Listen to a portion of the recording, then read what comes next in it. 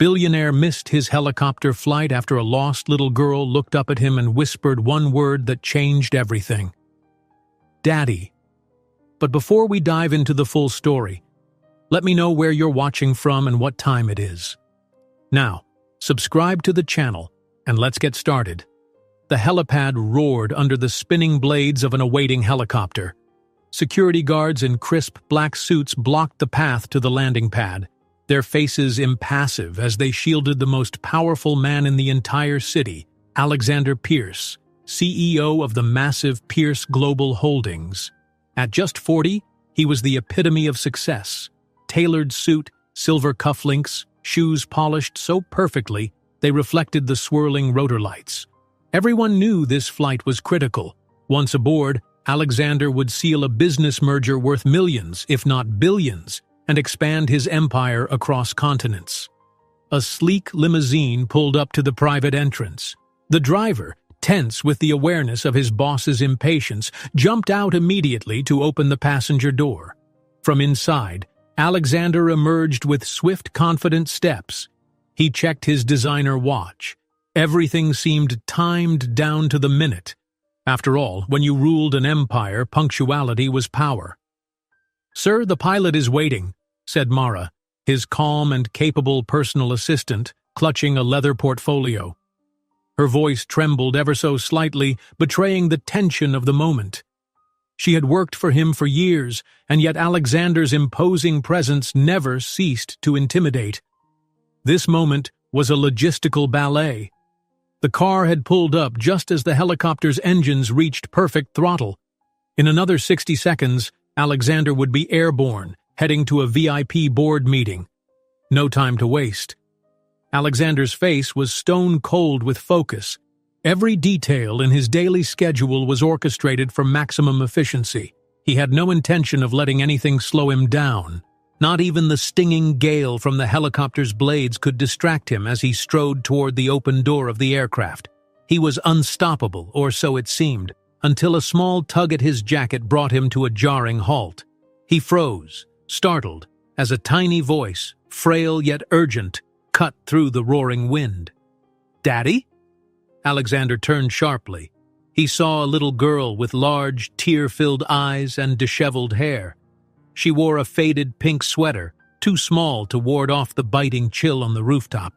She couldn't have been more than 5 or 6 years old.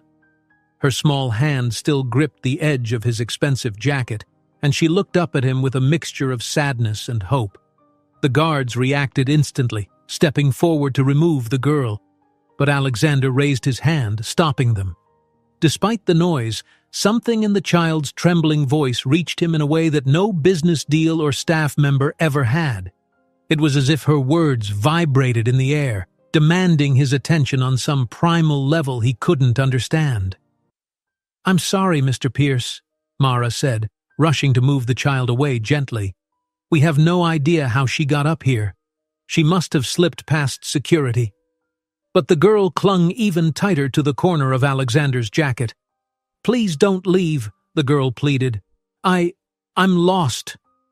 Alexander's heart thumped once, hard. He'd once heard that children in distress could stir an instinct in people they never knew they had. But instinct or not, confusion flickered across his face. He studied the small, tear-streaked face, searching his own memory for any explanation. Was she the daughter of an employee? A stowaway from a charity event his foundation supported? And yet within seconds, something intangible held him rooted to the spot. This child, the way she said "Daddy," the way her voice cracked, felt alarmingly personal. "Sir, we need to board," yelled the pilot from the helicopter's doorway. "Air control clearance window closes in 30 seconds. Everything was urgent. Alexander had never missed a flight in his professional career. Delays were for amateurs. Yet here, in this precarious moment, a child was calling him Daddy, and he found himself torn between the unstoppable momentum of his entire corporate machine and the earnest eyes of a lost little girl. The helicopter's blades whipped the air, intensifying the deafening roar. Alexander blinked, trying to snap back into focus. He was the unstoppable Alexander Pierce. He had no time for disruptions. Yet as he prepared to signal Mara to handle this, the girl's trembling lips parted again. "I can't find my mommy," she whimpered. "Daddy, please help me." Security approached, but Alexander found himself hesitating. Every logical fiber screamed to pass her over to the authorities or child services. Still, the look in her eyes reminded him of what exactly? A half-forgotten memory? A shape from another life? He wasn't sure, but it was disquieting. He glanced over his shoulder at the helicopter that represented billions in future revenue. Then he gazed back at the frightened little girl. A single second stretched into an eternity. "Sir?" Mara touched his arm gently. "The pilot says this is the last call. If we don't leave now, you'll miss the board meeting. The entire merger could be compromised." He inhaled, attempting to quell the gnawing sense of guilt. It was ludicrous. He had always prided himself on being level-headed. Why would the plight of an unknown child make him hesitate? He forced his gaze away from the girl to address Mara, intending to order her to take the child to safety. But that command never made it past his lips, because something else in the child's face caught him, a fleeting shadow of familiarity. His jaw tightened. When he spoke, his voice was quiet but firm. "Delay the flight." Both Mara and the security guards exchanged shocked glances. This was a move no one could have predicted. Alexander Pierce never rearranged his schedule, ever. Yet he was doing so now, and for reasons that defied all business logic. The pilot, overhearing, hopped down onto the helipad in disbelief. "Delay? Sir, we won't get another flight window for hours," he tried to argue. "We risk losing the entire deal." Alexander's authoritative stare cut him off. "Delay the flight," he repeated, in a tone that brooked no argument. The pilot stepped back, resigned. As the helicopter's engine powered down, Alexander knelt, leveling his eye line with the child. The roaring wind began to subside, replaced by the quiet hum of city traffic below. An eerie calm settled over the rooftop. "What's your name?" he asked, controlling his voice to sound gentle, though beneath that calm exterior his mind raced. The girl sniffled. "Lily." Alexander nodded, battling a swirl of questions. "Lily, why did you call me Daddy? Where is your mother? How did you get here?" Each query pressed out in carefully measured tones, but inside he felt growing unease. A part of him hoped it was all a misunderstanding, that perhaps she simply mistook him for someone else. But as he watched her trembling figure, he couldn't ignore the faint, inexorable pull that her word Daddy had sparked inside him. "She said you could help," Lily whispered, her small voice carrying a weight far beyond her years. "Mommy told me, if anything ever happened to her, I should find Daddy." Despite the chill in the air, Alexander felt a warm, suffocating wave of emotion. The vantage point from this rooftop was grand, offering sweeping views of the entire metropolis. Skyscrapers, highways, all part of an empire he commanded. Yet at this moment his entire world seemed to hang on the uncertain eyes of a child who claimed he was her father. He felt Mara step closer, adjusting her coat around Lily's shoulders. "We should take her inside," Mara whispered. "Try to call the authorities or see if she can remember more details about her mother." Alexander nodded, his mind still in a haze. He signaled for the guards to lead the way. As they moved toward the rooftop exit, Lily slipped her small hand into Alexander's. The simple gesture felt like a jolt of electricity. That tiny hand in his, why did it make his heart hammer like this? Suddenly, the rational part of his brain kicked into gear. If Lily truly was his daughter, or even if there was the slightest possibility, this wasn't just a random interruption. His entire carefully curated life could unravel. The scandal alone, imagine the headlines, "Billionaire's secret child." Everything he had built teetered on the brink of chaos. And yet, as Lily kept pace beside him, her smaller steps pattering across the cold concrete, Alexander felt, for perhaps the first time, that no merger or deal could compare to the significance of this moment. Something deeper was at stake here, something more human than any balance sheet or boardroom strategy. While the security team cleared the way down the tight steel stairs, Alexander tried to quell the torrent of questions flooding his thoughts. Could there be any truth to the notion that he had a child he'd never known? He had past relationships, yes, but to his knowledge, none had ever led to fatherhood.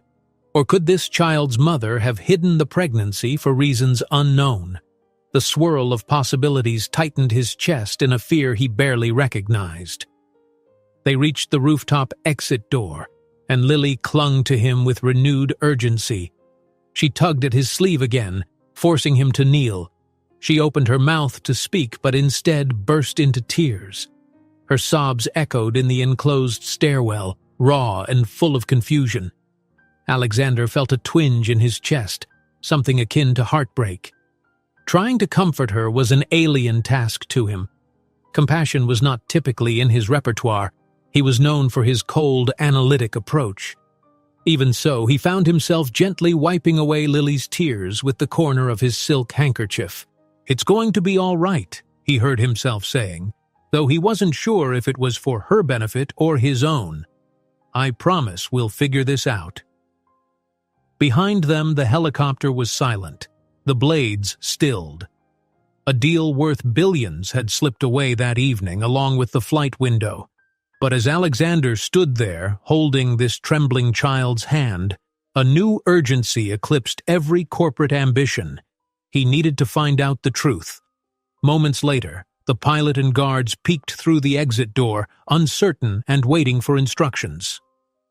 Alexander briefly caught the pilot's eye and saw frustration overshadowed by confusion, but no one dared question him again, not when he wore that resolute expression. Mara placed a hand on Alexander's shoulder, speaking softly so Lily couldn't hear. "Sir, what if this is some sort of deception? People know how to manipulate headlines." Alexander's stare was distant, yet unyielding. "Let's go downstairs. We'll call the police, check missing persons reports, whatever is necessary, but for now, take Lily to the lounge and get her something warm to drink." His tone signaled an end to the discussion. As Lily clutched his hand, Alexander led her downward, his gaze lingering on her tear-stained face. Every step stirred a swirl of emotions he didn't fully comprehend. Inside, one question thundered, who is Lily's mother? And how could such an important part of his life, if Lily was truly his daughter, remain hidden for so long? His own heartbeat hammered with tension as they descended into the building. A hidden truth had crossed his path, possibly threatening every carefully guarded aspect of his existence. Yet, despite that threat, Alexander found that letting go of Lily's hand felt harder than facing any boardroom of cutthroat investors. In that dimly lit stairwell, fatherhood was no longer a vague concept or something that happened to other men. It glimmered in front of him in the form of a little girl who believed, beyond a shadow of doubt, that he was Daddy. And in that fleeting moment, he discovered a truth that both terrified and intrigued him, that perhaps in the face of genuine human connection, the unstoppable mogul might finally have found the one thing he could not control. The executive lounge on the top floor of Pierce Global Holdings was a picture of refined luxury. Plush leather chairs surrounded a long glass table framed by walls of floor-to-ceiling windows that offered panoramic city views. Ordinarily, the hush of this space was disturbed only by the discreet hum of servers laying out imported coffee or exotic teas for VIPs. But tonight, the tension inside was palpable. Mara swept in, guiding Lily by the hand, while Alexander followed in measured strides. He had never expected his day to twist into such a puzzle. From a meticulously planned schedule, helicopter flight at 6 p.m. sharp, culminating in a life-changing merger, he'd gone to dealing with a frightened girl who called him Daddy. His mind buzzed with half-formed questions. Who is her mother? How did she make it to the rooftop? Over and over, the same confusion. It felt surreal for Alexander to even ask such things about himself, Alexander Pierce, who prided himself on controlling everything. He watched as Mara gently eased Lily onto a padded chair. The little girl looked overwhelmed, her eyes darting between the glimmering city lights outside and the formidable figure of Alexander. A staff member hurried in with hot chocolate, setting the steaming cup in front of Lily with a kind smile. "Thank you," Lily whispered, her tiny fingers gripping the cup for warmth. Then, after a moment's hesitation, she breathed a barely audible "thank you" again, looking up at Alexander this time. He stood by the window, arms folded, his silhouette outlined by the city lights. "We'll get some answers," he said, more to himself than to her. Still, Lily's gaze lingered. She was so small, so vulnerable, yet so strangely certain that he was the father she had spent her entire life longing for. Mara cleared her throat and approached, voice pitched low. "Sir, the authorities are on their way. I've told security to expect them. They'll coordinate to see if there are any missing persons bulletins about Lily's mother." Alexander nodded, face unreadable. "And the flight?" Mara didn't even bother disguising the regret in her voice. "We've lost tonight's slot. Rescheduling might cost us the entire negotiation. At least it will be delayed for weeks." He exhaled, mentally bracing himself for the business ramifications. But each time he glanced at Lily, her exhausted eyes and trembling shoulders reminded him that maybe, just maybe, some things mattered more. The door slid open again, admitting a tall figure in a navy suit. It was Marcus Rowan, head of Pierce Global's security division. He carried a small folder and wore a solemn expression. "Mr. Pierce, we conducted a quick internal check. None of our employees has a child matching Lily's description. We also scanned security footage. It appears Lily slipped in at ground level through a service entrance. She managed to avoid detection until she reached the helipad." Alexander listened intently. "No sign of the mother anywhere?" Marcus shook his head. "No. The footage only shows Lily on her own. It's bizarre. We do see her push through a side door in the lobby, but after that, the angles are inconclusive. There's no adult leading her." Lily flinched at the mention of her mother, her little face reflecting heartbreak. She set the hot chocolate down carefully, as if at any moment she might need to run. Alexander's posture softened. He sat in the chair next to her, letting his large hand rest lightly on the table. "Lily?" he began, voice gentler than usual. "Can you tell us where you last saw your mom?" She nodded slowly, eyes filling with tears. We were at home," she managed. "Then Mommy got a phone call. She was scared, told me to get my teddy bear, and then we left in a hurry." She sniffed, fiddling with the edge of her too-small sweater. "We came here, where the big buildings are. Mommy said if anything happened to her, I should keep going and find you." She lifted her eyes to Alexander, and the uncertain sorrow in them twisted his chest. "Did she say my name?" Alexander asked, frowning. "She said, 'Alexander Pierce is your real name. She always told me Daddy was important. She said you'd help, if she couldn't." The room fell silent. Mara exchanged a startled glance with Marcus. The child clearly believed every word. Alexander, feeling an invisible weight pressing down, closed his eyes for a second, rummaging through memories of old relationships, fleeting romances, or one-time encounters. Nothing came up that matched. Could a piece of his past have truly slipped by him so thoroughly? "Lily," he ventured, "did your mother tell you anything else about me? Anything about how we met, or—" She shook her head, tears threatening to spill. "No, just that you'd protect me, that you'd find her, too." Alexander inhaled deeply, scanning Lily's features. She had an oval face, a soft shape to her cheeks. Nothing that starkly said, "She's mine." And yet, there was a fleeting familiarity he couldn't deny. He rose to address Marcus. "Alert the staff to expect the police. I want them to see all security footage. Maybe they'll have additional resources to trace Lily's mother's whereabouts, and I need to speak to my legal team, discreetly. He turned back to Lily, forcing a calm he didn't quite feel. I'll do everything possible to find your mom. In the meantime, you're safe here. Lily nodded, a silent tear slipping free. The swirling tension in Alexander's mind only deepened. Why do I feel this sense of responsibility? He asked himself. Why can't I just turn her over to child services and be done with it? Yet some paternal instinct, deep and wholly foreign, kept him anchored. He had never been a father to anyone, never even considered wanting to be. But as he glanced at Lily's sorrow-filled eyes, he realized that if she truly was his daughter, he couldn't turn away. Not now. Moments later, a subdued hush spread through the lounge. 2 uniformed police officers arrived, accompanied by a Child Protective Services representative. They introduced themselves, polite but all business. Alexander briefed them quickly, summarizing the events, how Lily appeared on the helipad, calling him Daddy, and how she insisted her mother was missing. The officers took notes, occasionally glancing at Lily, who was clinging to the stuffed arm of her chair. Despite the intimidating presence of uniformed strangers, she seemed more secure now that Alexander stood nearby. One officer, a woman with kind eyes, approached Lily gently. "Hi there, sweetie. My name is Officer Reyes. Can you tell me about your mommy? What does she look like?" The child recounted all she could. "Mommy is tall, with brown hair.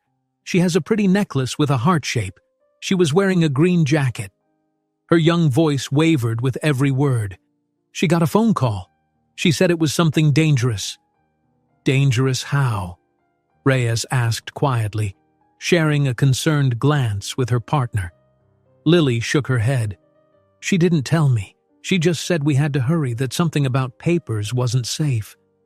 She shrugged helplessly, as if apologizing for not knowing more. Alexander frowned at the mention of papers. The entire scenario reeked of something bigger. He wondered, could Lily's mother have been threatened, kidnapped? If so, by whom and for what reason? Was it blackmail against him? The thought made his stomach clench. For years, business rivals had tried underhanded tactics, but this, using a child, would be a new low. The second officer, a tall man, nodded thoughtfully. "We'll file a missing persons report immediately. Meanwhile, Mr. Pierce, can you clarify your connection to the child?" Alexander's face betrayed tension. "I'm not sure if I have a connection. Lily says I'm her father, but I've never been aware of having a daughter." The officer's eyebrows rose. "Understood. In that case, we may need a paternity test for clarity." Mara, who had been standing at Alexander's side, jumped in. "We'll cooperate fully, of course. Our top priority is Lily's well-being." She shot a discreet glance at Alexander, well aware that the potential scandal could detonate at any moment. Officer Reyes crouched again near Lily. "We'll do everything we can to find your mommy. For tonight, do you have somewhere safe to stay?" Lily's gaze darted to Alexander. The question hung in the air. Legally, Child Protective Services might step in. They would place Lily somewhere neutral until her mother was found or paternity was verified. That was the standard procedure. But Alexander, jaw set, felt a surge of protectiveness that startled even him. "She'll stay with me." The words popped out almost impulsively. The officers exchanged glances. "You're certain, Mr. Pierce?" He nodded firmly. "Absolutely. I have plenty of resources. She'll have her own room, a safe environment. Whatever's necessary, I'll take full responsibility." At that, Lily's face lit with a faint glimmer of relief. She inched closer to Alexander, who settled a reassuring hand on the back of her chair.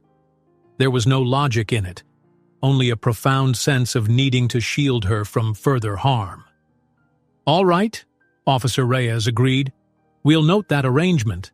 But please understand, if it's determined you're not the father and her mother remains missing, Child Protective Services might intervene. For now, though, this seems the best option." Alexander merely nodded, ignoring the alarm bells in his mind about how deeply he was committing. He turned to Mara. "Set up one of the guest suites at the penthouse for Lily, get everything she might need, clothes, pajamas, whatever, and coordinate with my driver. I don't want the press catching wind of this." Mara responded with swift efficiency, though Alexander caught a flicker of concern in her eyes. He gave her a subtle nod, as if telling her he knew the risks. Everything about this move was unprecedented, but he was forging ahead anyway. As the officers wrapped up statements and stepped away to confer with security about any additional footage, Lily finally stood from her seat. She was smaller than he'd realized, her head not reaching much past his waist. She looked up with tentative gratitude. "Thank you for letting me stay," she whispered. I didn't know if you'd want me." Something in Alexander's chest tightened. "You don't have to thank me," he said, voice lower than usual. "And it's not about what I want. Right now, we have to find your mom. That's what matters." Their eyes met in a silent exchange of uncertain trust. Though Lily might be leading Alexander toward a precarious tangle of secrets, he couldn't deny that an invisible thread now bound them. Past or present, father or not, he couldn't abandon this child. As the clock in the lounge chimed softly, marking another hour lost in the swirl of unanswered questions, Alexander walked Lily to the private elevator. Over the city's glittering skyline, he felt the once unshakable foundation of his life shift underfoot. Outside, paparazzi and boards of directors would soon buzz about the abrupt missed flight. Rumors would spread.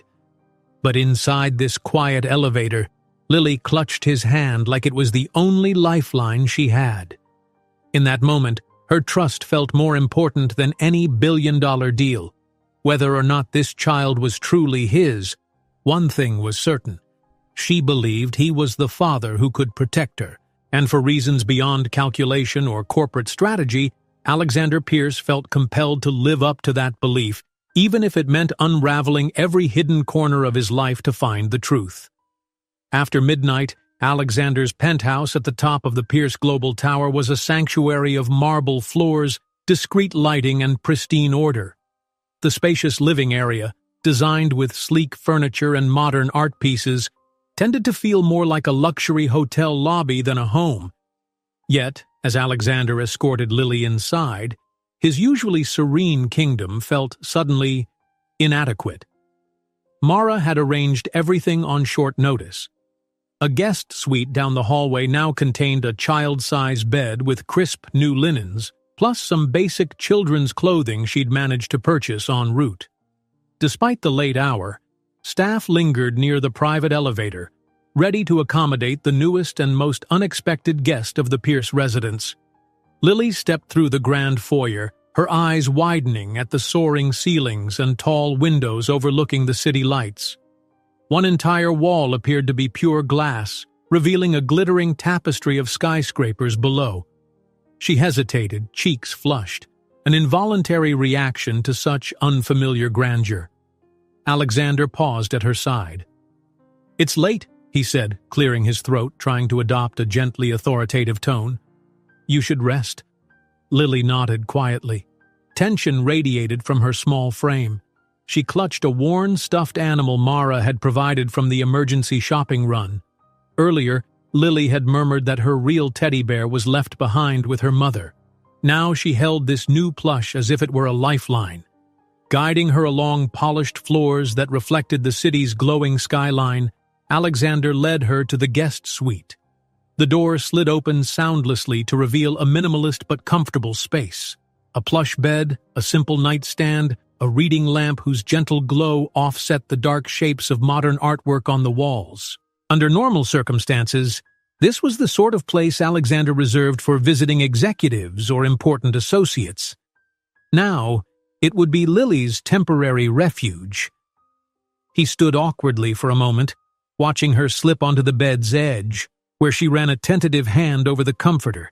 She looked so small against the expansive pillows. The overhead light cast faint shadows across her face, highlighting the uncertainty in her expression. "Do you need anything else?"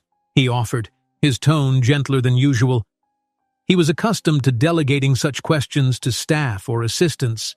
To do so himself felt strangely intimate. Lily shook her head. "Thank you," she whispered. Then, glancing around with a flicker of anxiety, she asked, "Will you be here in the morning?" The question tugged at a place in Alexander's chest that he couldn't quite name.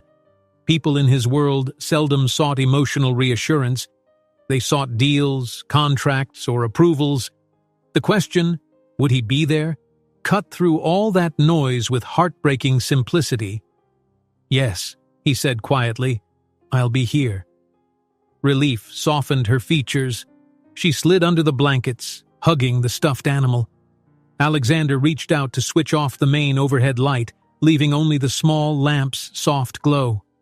"Good night, Lily," he murmured, turning to go.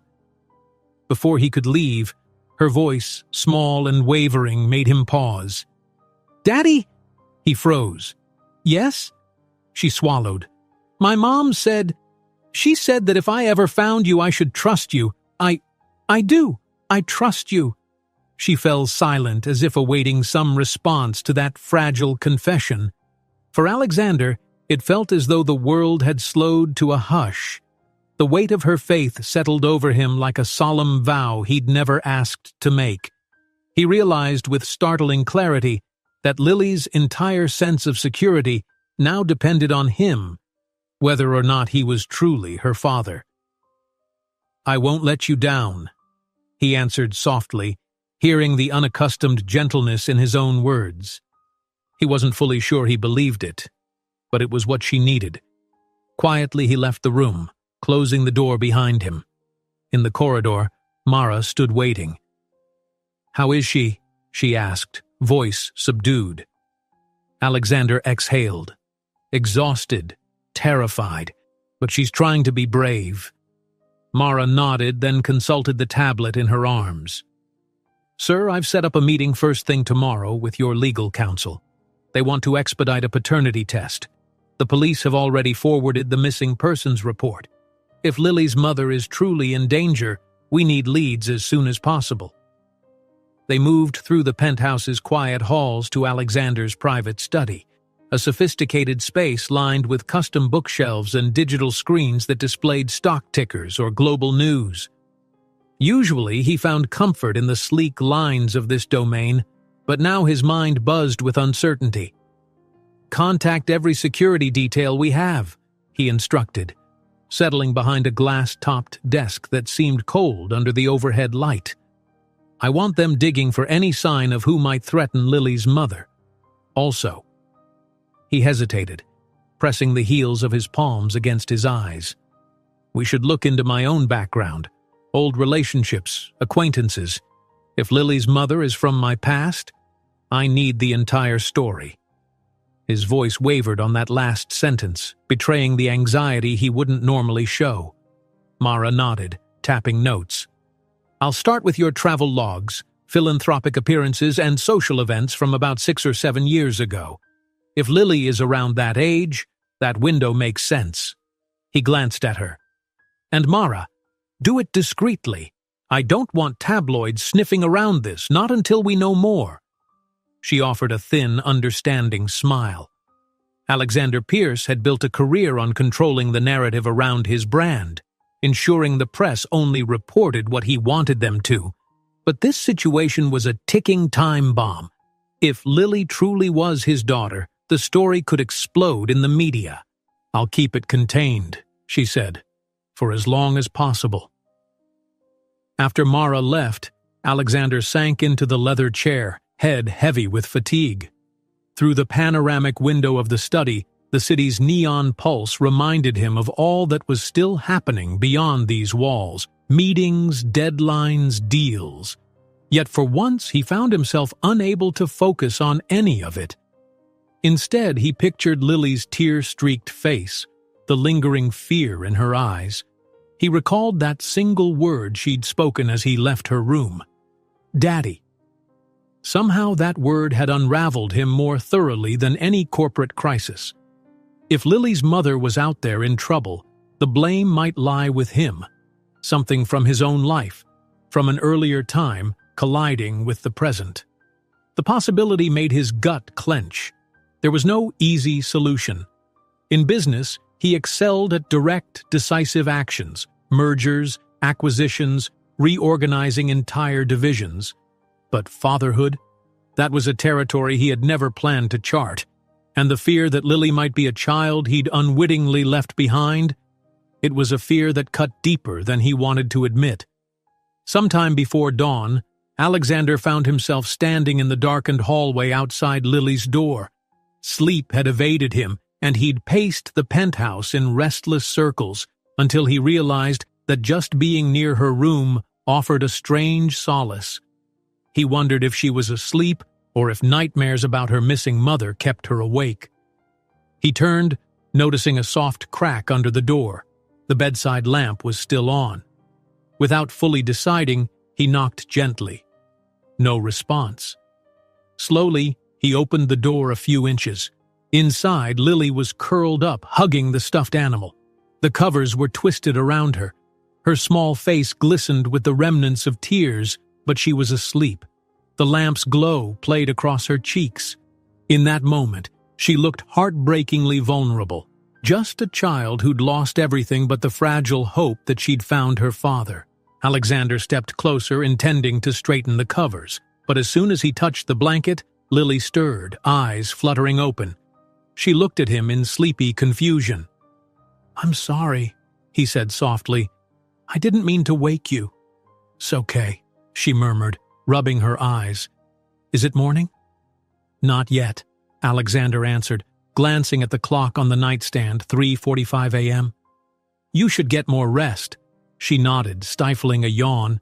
Then, unexpectedly, she scooted a little to one side, making space on the edge of the bed as if inviting him to sit.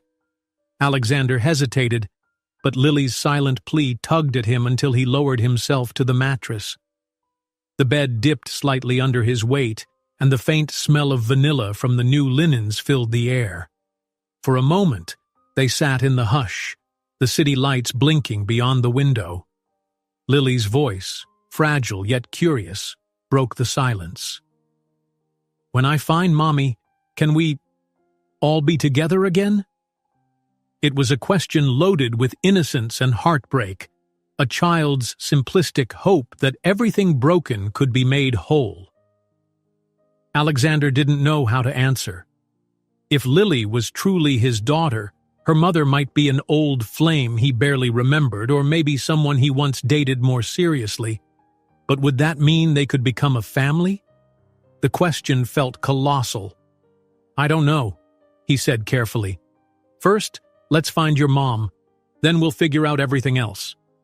Lily seemed to accept that, her eyelids drooping again. "She always said you were a good man, even if you didn't know about me." A pang of guilt shot through Alexander. Had Lily's mother been waiting for years, perhaps lacking the courage to approach him directly? Maybe she'd tried, and he'd brushed her off without even realizing. His memory offered no clarity, only more questions. "It'll be all right," he said, though he wasn't sure who he was reassuring, Lily or himself. She closed her eyes, drifting back to sleep. He waited until her breathing steadied before standing up, gently tucking the blanket around her shoulders. Lingering a moment longer, he studied her face, the delicate nose, the curve of her brow. If there was a resemblance, he couldn't place it specifically, yet a flicker of recognition kept haunting him. Stepping back into the hallway, Alexander eased the door shut. His mind raced with next steps: the paternity test, the private investigation, the urgent search for Lily's mother. The clock read just after 4 a.m., which meant the day's demands would begin in a couple of hours. He usually needed only 4 or 5 hours of sleep to function, but tonight he'd probably get none. He walked to his personal suite, but the massive bedroom with its king-size bed felt strangely less like a refuge and more like a hollow space. Sleep wasn't coming. Instead, he found himself opening a hidden cabinet beside the large oak desk. Inside were a few precious keepsakes, rarely looked at, never discussed. A photograph of him at college graduation, another of him shaking hands with an older mentor who'd helped jumpstart his career. The third photo was from a black tie gala many years ago, he and an unnamed date smiling for the camera, a swirl of champagne glasses in the background. He lifted the photo carefully, searching for any hint of something that might connect to Lily's mother. But the woman in the snapshot had curly blonde hair, not brown. He sighed, frustrated. The truth might lie in some other photo, or in some half-buried memory. Tomorrow, or rather today, he'd comb through everything. As he returned the photo to its place, he caught a glimpse of his reflection in the glass. The expression staring back was one he barely recognized. Uncertainty, mingled with a fierce determination to uncover the truth. By the time faint light tinted the horizon, Alexander had made a silent vow. He would turn over every stone, call in every favor, do whatever was necessary. He wouldn't abandon Lily, nor would he leave her mother's fate in the shadows. That morning, his staff and associates would arrive with pressing questions about last night's missed flight, the deals hanging in limbo, the investors demanding explanations. But in that quiet moment, while the city still slept, Alexander understood that something more important than a multi-billion-dollar merger had seized his life. A little girl had taken a seat at the center of his priorities. And so, as the first dawn rays gleamed off the penthouse windows, he stood alone in his suite, phone in hand, already making calls, arranging resources, planning, searching. Lily had entrusted him with her fragile hope, and he, in turn, resolved that no matter where this path led, he would see it through. The sun rose over the metropolis like a golden tide, illuminating the vast glass facade of Pierce Global Tower. Normally, Alexander Pierce would have been in the conference room by dawn, briefing his executives, planning strategies, and directing the day's agenda. This morning, however, his schedule was about to be turned upside down. He had barely managed a few hours of restless dozing when his alarm chimed, echoing in the penthouse's master suite. With a groan, he switched it off, slipped on a pressed shirt, and tried to center himself. His thoughts drifted instantly to Lily. Was she awake yet? Had she slept any better than he did? By the time he entered the marble-tiled foyer, staff were already preparing the penthouse for his morning routine. Fresh coffee, a neat stack of documents on the side table, these were normal sights. But now there was also a child's cereal bowl set out, along with a small glass of orange juice. Subtle differences that hinted at just how drastically life had changed overnight. He found Lily in the kitchen area, perched on a stool by the breakfast bar. She wore new clothes, simple jeans and a pale yellow t-shirt that Mara had procured. The outfit hung a little loose on her slight frame, but at least she looked more comfortable than in the too small sweater from before. "Good morning," Alexander greeted, attempting a smile. Sleep still tugged at the corners of his eyes, but he mustered as much calm energy as he could. "How? Did you sleep?" Lily paused, spoon halfway to her mouth. "It was okay. I woke up a few times." She gave him a tentative look as if checking whether her presence was still acceptable in his pristine domain. Alexander nodded, stepping closer. "If you need anything, you tell me, all right?" She nodded, biting her lip. Something about her vulnerability forced him to slow down, to speak gently. In the high-stakes world of corporate takeovers, he never had such a reason to soften, but this morning, it felt natural. He poured himself coffee, the aroma filling the sleek kitchen. Lily's eyes followed him, as if she still wasn't quite sure she could believe this was real. Alexander took a sip, feeling the edge of fatigue lift a little. Glancing at the time on his phone, he saw an entire column of back-to-back appointments. But half those meetings might as well be cancelled. How could he focus on corporate details when Lily's mother was missing? As if sensing his thoughts, Mara walked in, tablet tucked under her arm. "Good morning," she said in a businesslike tone, though her eyes flicked warmly toward Lily. "Sir, your legal and security teams have arrived. I've set them up in the private lounge on the 58th floor. Whenever you're ready." Alexander nodded, turning to Lily. "I'll have to meet with some people now. Important people who can help us find your mom." She gripped her spoon tighter. "Can I come with you?" His first instinct was to say no. A swirl of complications crowded his mind. These were lawyers, investigators, a world of grown-up chaos. But something in Lily's uncertain gaze gave him pause. She had no one else to rely on. "You can," he answered slowly, "but it might be a bit boring. They'll ask a lot of questions, and some of them might not be easy to hear." She swallowed. "I'll be okay." "All right." He ruffled the top of her hair gently, an act so unfamiliar he almost laughed at himself. Then he added, "Finish your breakfast. We'll leave in a few minutes." Once Lily had eaten, Alexander led her to a private elevator that would take them to the 58th floor, his personal domain for critical meetings. Lily clutched the stuffed animal that Mara had gotten her, something she didn't let out of reach for even a second. The elevator doors slid open onto a luxurious lounge, deep chairs, abstract art along the walls, panoramic windows showcasing the skyline. It was a place designed to impress top clients. But instead of clients, 4 individuals waited. 2 corporate lawyers in sharp suits, plus Marcus Rowan, the head of security, and a woman in a modest blazer, Alexander's personal investigator, Natalie Cho. "Good morning, Mr. Pierce," said Cho, stepping forward. She cast a brief, kind smile at Lily. "Good morning to you as well." Lily ducked her head shyly. Alexander gestured for everyone to sit. "We have a lot to cover," he began, keeping his voice measured.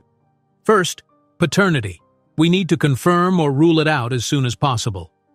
One of the lawyers, a tall man named Hastings, adjusted his tie. "We've arranged for a discreet DNA test. A private medical professional will come to collect samples, mouth swabs, that sort of thing, and we'll expedite the results. In a day or 2, we'll know definitively if Lily is your daughter." Lily's eyes flicked between Hastings and Alexander, anxiety surfacing in her expression. She didn't speak, but she hugged her stuffed animal closer as if worried about the outcome. Alexander laid a hand on her shoulder, feeling her tension. "It'll be all right," he said quietly. He turned to Marcus Rowan. "Any progress on the search for her mother?" Marcus, arms folded, shook his head with frustration. "We've got the entire security network combing through city cameras, but so far no hits on a woman matching Lily's description. Brown hair, green jacket, heart-shaped necklace. Without more data, like a name, it's complicated." "What about official missing persons alerts?" Alexander pressed. Marcus sighed.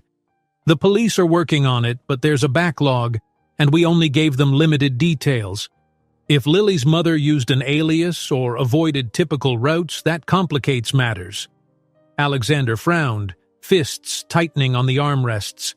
He glanced at Lily, who listened quietly, absorbing every word.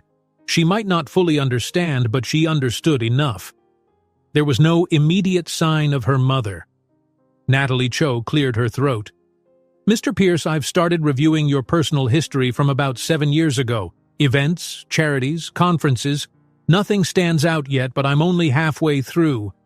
I'll keep digging. If Lily's mother is someone you encountered back then, we might find a clue. Photos, guest lists. A pattern you missed." He nodded solemnly. A part of him dreaded what she might uncover, not because he feared wrongdoing, but because he feared a truth that would shatter the life he'd constructed.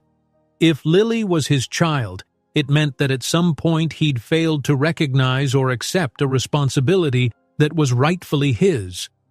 Cho tented her fingers. "If I may ask Lily a few questions, nothing invasive, just enough to see if she recalls any names, addresses, or specifics." Alexander looked to Lily. "Is that okay?" She glanced at Cho, the corners of her eyes pinched. Then she nodded. "It's okay."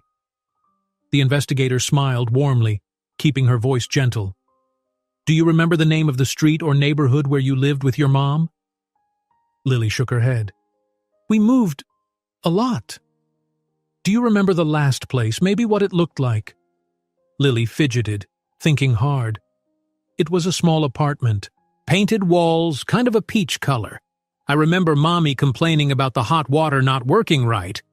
She wrinkled her nose, then added, "We only lived there a couple months." Cho scribbled notes. "All right. Did your mom have any friends who visited? Maybe someone who called her by name?" "She had a friend once. I think her name was Kara, or Kara. She was nice. She brought pizza and said something about papers being important." Lily's voice shook a bit. "Papers," repeated Alexander, remembering Lily's mention of that word before. Could it be legal documents? Something that put her mom in danger? Marcus Rowan leaned forward, brow furrowed. "If these are documents that implicate someone powerful, someone who might threaten Lily's mother, this could be connected to you, sir. A rival or an enemy from past deals?" Alexander considered that possibility with mounting apprehension.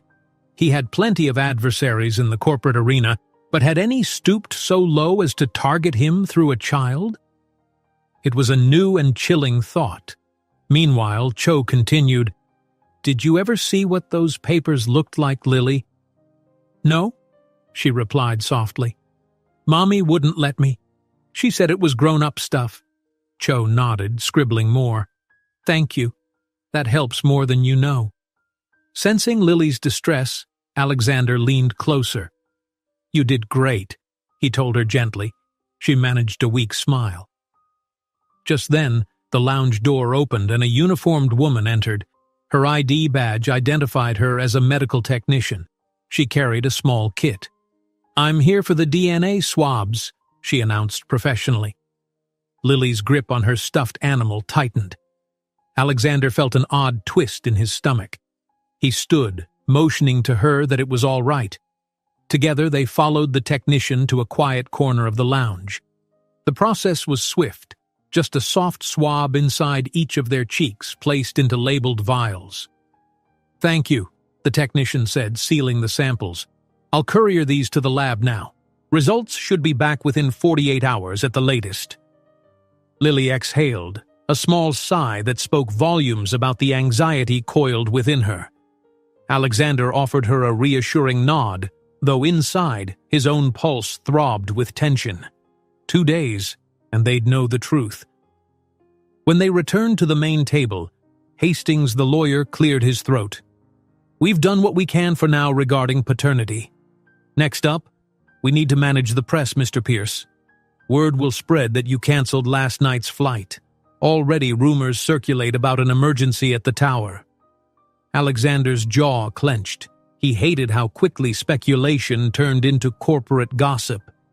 He also knew any sign of weakness could unsettle shareholders. "We'll release a short statement," he said firmly. "Personal matter, no details. Emphasize the merger negotiations were merely postponed." Hastings nodded, making notes. "Understood. But if the story about Lily leaks, it might overshadow everything else." Alexander felt Lily's eyes on him, her confusion and fear at the mention of leaking. He gave her what he hoped was a reassuring glance, then addressed Hastings in a cool tone. "I'll handle it." The meeting wrapped up with everyone assigned tasks, Cho continuing her investigation, Marcus stepping up the search, Hastings handling PR lines and the medical test en route to the lab. As they rose, Lily clung to Alexander's side, looking small amidst a swirl of towering adults in expensive suits. "I'll be at my office," Alexander told them. "Mara, please guide Lily to a quieter spot, maybe my private lounge on the same floor. She can rest there while I handle a few calls." "No," Lily blurted, surprising everyone. She looked at Alexander with alarm. "Please, don't leave me alone." Her plea made the tension in his chest tighten like a vice. He could feel the gazes of his staff. In normal circumstances, he would dismiss such a request. He never allowed personal matters to disrupt his schedule. But how could he deny her that reassurance now, after everything? "All right," he conceded. "You'll come with me to the office, but it might be dull." She nodded, relieved. Even the attorneys looked quietly moved by the exchange. Moments later, Alexander guided Lily through a private corridor that led to his executive office suite. The air smelled faintly of polished wood and fresh coffee, an environment that usually sharpened his focus. Today he felt anything but sharpened. He felt like he was juggling two separate realities: the intense world of corporate deals and the newly discovered realm of protecting a frightened child. His office, lined with bookshelves of financial reports and adorned with abstract art, typically served as a domain of quiet authority. Now, Lily stood by the large window, gazing at the city below. She had never been this high up. Her awe was visible. Alexander sank behind his desk, scanning emails. The company board demanded urgent explanations for the missed flight. Investors were restless. Competitors might use this hiccup to strike. Yet even as he strategized, every glance fell back on Lily, making sure she was all right. Caught between two worlds, he silently resolved that if Lily's mother was out there, perhaps hurt or taken, he would find her. He would unearth whatever secrets threatened them, even if it meant unraveling a part of his own past.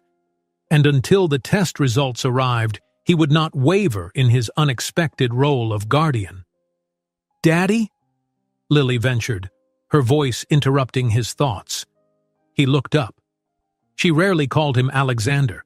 For her, he was simply Daddy, a word that felt like both a responsibility and a fragile hope. "Yeah?" he asked gently. "Do you think Mommy's okay? Do you really think she's okay?" Her eyes shone with unshed tears as she gazed at the sprawling city, perhaps imagining her mother lost somewhere in its depths. Alexander stood, moving to her side by the window. Outside, the skyline sparkled with promise and danger alike, a fitting reflection of the turmoil inside him. "I'm going to do everything in my power to make sure she's safe," he said. The vow resonated in the hushed office, solidifying the line he was willing to cross. As Lily rested her head against his arm, Alexander found himself praying, silently, that his promise wouldn't be too late. In the distance, the sun climbed higher, spreading light across the city of skyscrapers and hidden secrets. He braced himself for the storm that was certain to come. The sleek lines of Alexander Pierce's executive office seemed to vibrate with an undercurrent of tension. Outside, the skyscrapers stood in stoic rows, steel and glass reflecting a deceptively peaceful afternoon sun. But inside, the hush felt weighted with every unspoken fear. Lily sat in a comfortable corner chair, hugging her stuffed toy as Alexander concluded yet another tense phone call, his third one in less than an hour. He set the phone down and pinched the bridge of his nose, exhaling. On normal days, calls like these would revolve around negotiations, investment strategies, details he handled with cool efficiency. Today, however, his phone had erupted with a different crisis every few minutes. Anxious board members demanding updates, overseas partners who had heard rumors of a personal emergency, and ironically, even the pilot who needed to reschedule the helicopter flight to salvage the deal. Alexander's replies had been guarded and repetitive.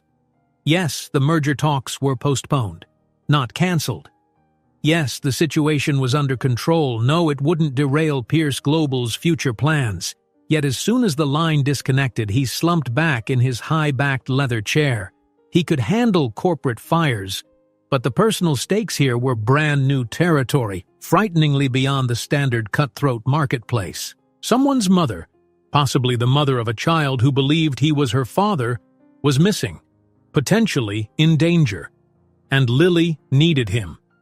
The solution wasn't a standard pivot in strategy or infusion of capital. It was messy, uncertain, and it involved real people's lives. Lily, sensing his mood, watched him with solemn eyes. "Is everything okay?" she asked, voice trembling slightly. Alexander offered a tight smile. "It will be," he said, nodding more for his own benefit than hers. "I promise." Just then, Mara appeared at the office door, iPad in hand. She was a pillar of composure, every hair in place, her expression efficiently polite. "Sir, Miss Cho has arrived. She says it's urgent." Alexander's posture straightened, adrenaline flickering through him. Cho was the investigator combing through his past appearances and Lily's mother's possible whereabouts. "Send her in." Mara stepped aside, and Natalie Cho entered with quick strides. She wore the same modest blazer from earlier, but her eyes sparkled with new intensity. In her hand was a slim binder. "Mr. Pierce?" she greeted, bobbing a nod at Lily in a gesture of warmth. "I might have found a lead." Alexander gestured for her to proceed. Lily tucked her legs beneath her, as if bracing for whatever truth might be revealed. Cho set the binder on Alexander's desk and flipped it open. Several photographs, screen captures from old event coverage, glossed under the overhead lighting.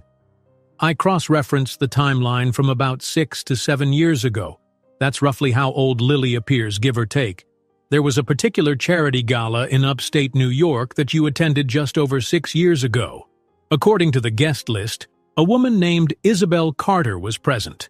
No direct interactions with you in the official record, but security footage suggests you two spoke privately at the event. Alexander's brow furrowed, scanning the photograph. It showed him in a sharp tuxedo standing near an outdoor pavilion. Nearby, a woman with brown hair turned halfway from the camera. She wore a dark green dress, her face partially obscured. "I vaguely remember that gala," he said, racking his memory. "It was a fundraiser for a children's hospital. I was a major donor. Hundreds of guests roamed around. I can't place every conversation." Cho pulled out another photo. This one, a candid shot from a different angle, revealed more of the woman's features: a soft jawline, warm but worried eyes, and a small pendant glinting at her throat. "Your security detail from that night recorded a note that you excused yourself from the main crowd to speak with Ms. Carter near the garden area. That conversation lasted about 20 minutes. Alexander's heartbeat quickened. 20 minutes. That's not a passing hello. He studied the image again, trying to summon details. Was that her name, though? Carter? Cho shrugged. Could be an alias, or maybe her real name. Records from that event are incomplete. Some guests used sponsor tickets, so background checks were minimal. Lily leaned forward as if wanting a closer look. Is that her?" she asked in a small voice. Alexander swallowed. He couldn't be sure. The woman's hair color was brown, matching Lily's mention, and the faint glint at her neck could be a heart-shaped necklace, but the photo resolution was poor. "It might be," he murmured. Mara, who remained near the door, angled her head. "If that is Lily's mother, what does it mean?" Cho spoke calmly. "It suggests she attended this gala specifically to see you.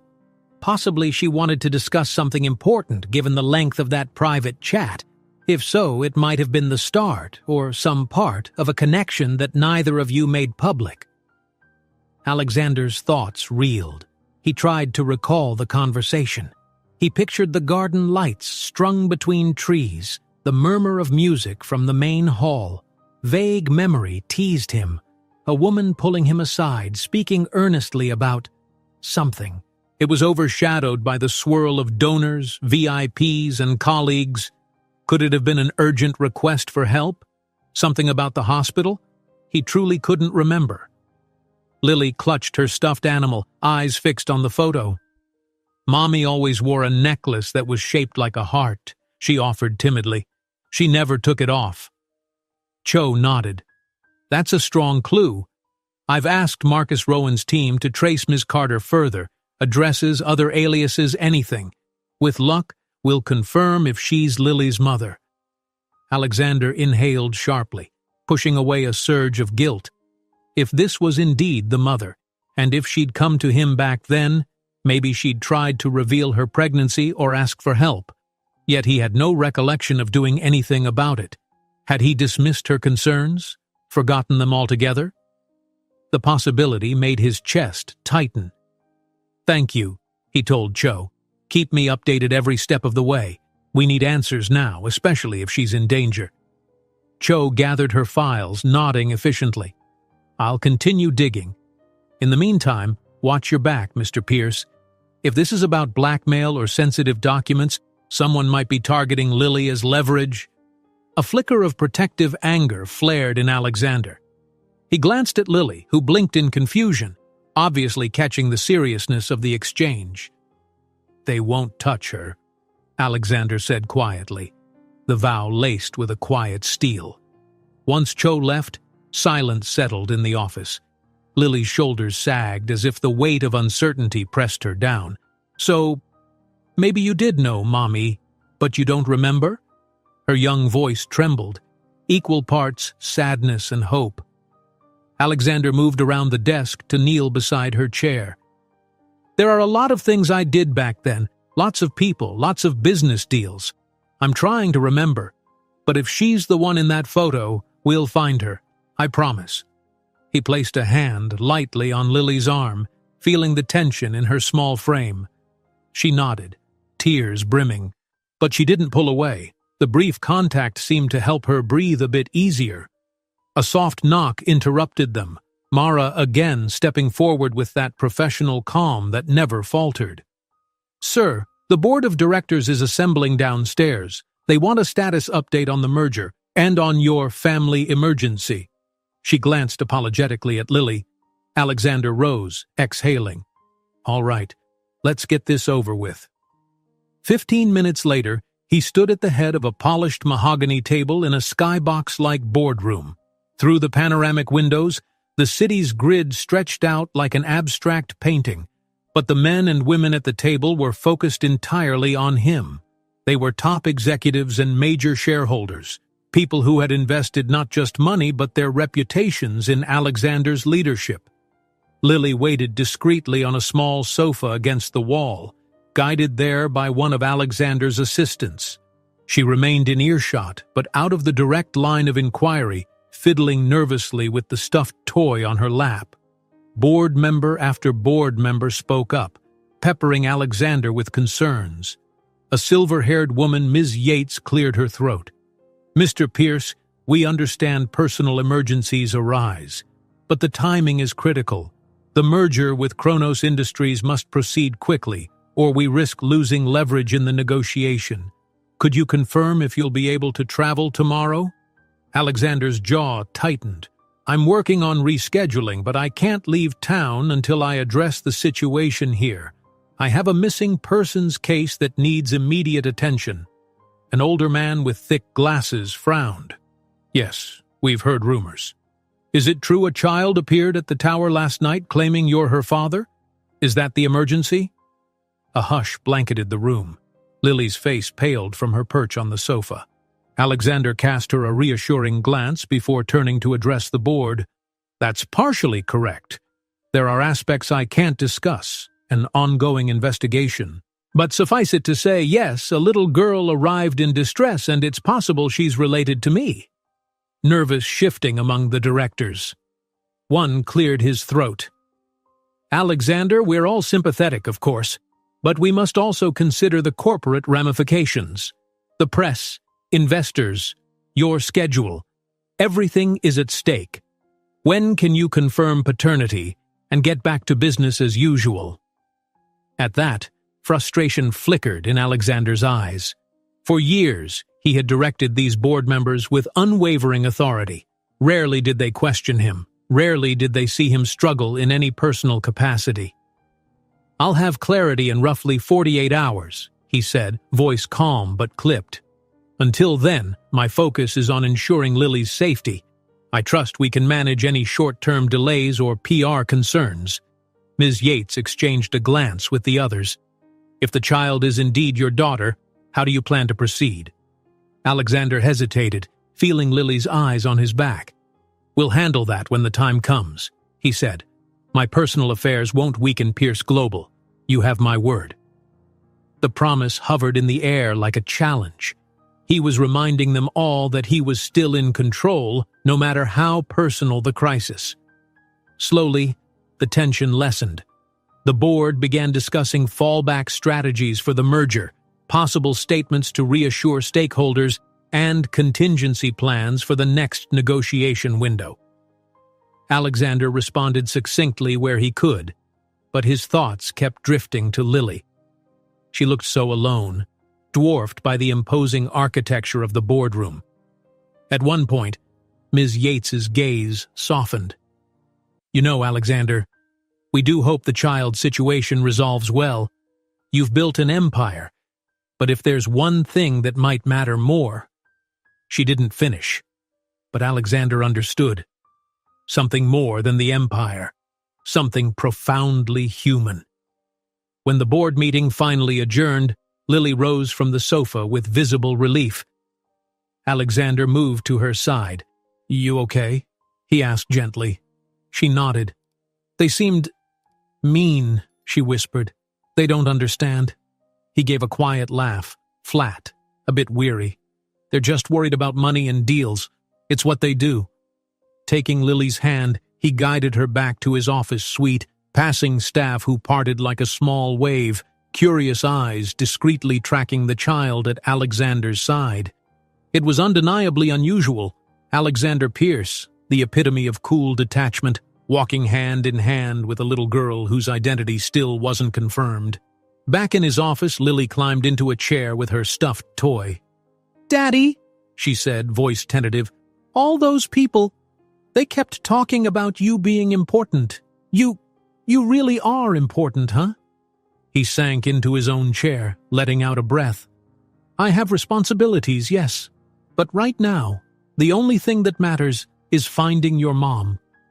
Lily held his gaze, her small face reflecting the seriousness of an adult. Will they let you do that? Those people? They want you to leave." Alexander's chest tightened. "I'll do what's necessary," he assured, reaching across the desk to gently tap her arm. "No one can stop me from helping you." She exhaled, tension easing from her shoulders. "Thank you," she whispered. Just then, Mara's discreet knock preceded her entry. She held a phone in her hand, expression taut with urgency. "Sir, Marcus Rowan wants you in the security hub now. They might have something on the city cameras. Lily's mother, or at least a possible sighting." Alexander shot to his feet. "Keep Lily here, or—" He paused, glancing at the child who stared back with wide eyes. "Please," Lily pleaded, "I want to come with you. I need to know." He hesitated for only a moment. "All right, let's go." The security hub, located a few floors down, was a state-of-the-art command center with walls of live camera feeds from across the city. Marcus waited by a large monitor flanked by 2 technicians. As soon as Alexander and Lily entered, he gestured them over. "I'll get right to it," Marcus said briskly, nodding a greeting to Lily. "We ran a citywide analysis for anyone matching your mother's general description. Early this morning, around the time Lily arrived at the tower, one camera at a bus station caught a glimpse of a brown-haired woman in a green jacket. He tapped a keyboard, and the monitor played a grainy clip. They saw a figure hurrying across the frame. She had her head down, hugging herself against the night chill. It was hard to see her face, but the silhouette suggested mid-height, slender build, hair pulled into a loose ponytail. And yes, the jacket was green. Lily sucked in a sharp breath, inching closer to the screen. That could be her," she murmured. "Her hair looks like that, and her jacket is that color." Marcus paused the video, zooming in. "We can't see her necklace or face clearly, but the height and build match the guess we had. She seems to be carrying a small bag, possibly a purse or documents, and she was alone." Alexander's heart hammered. "Do we know where she went after the bus station?"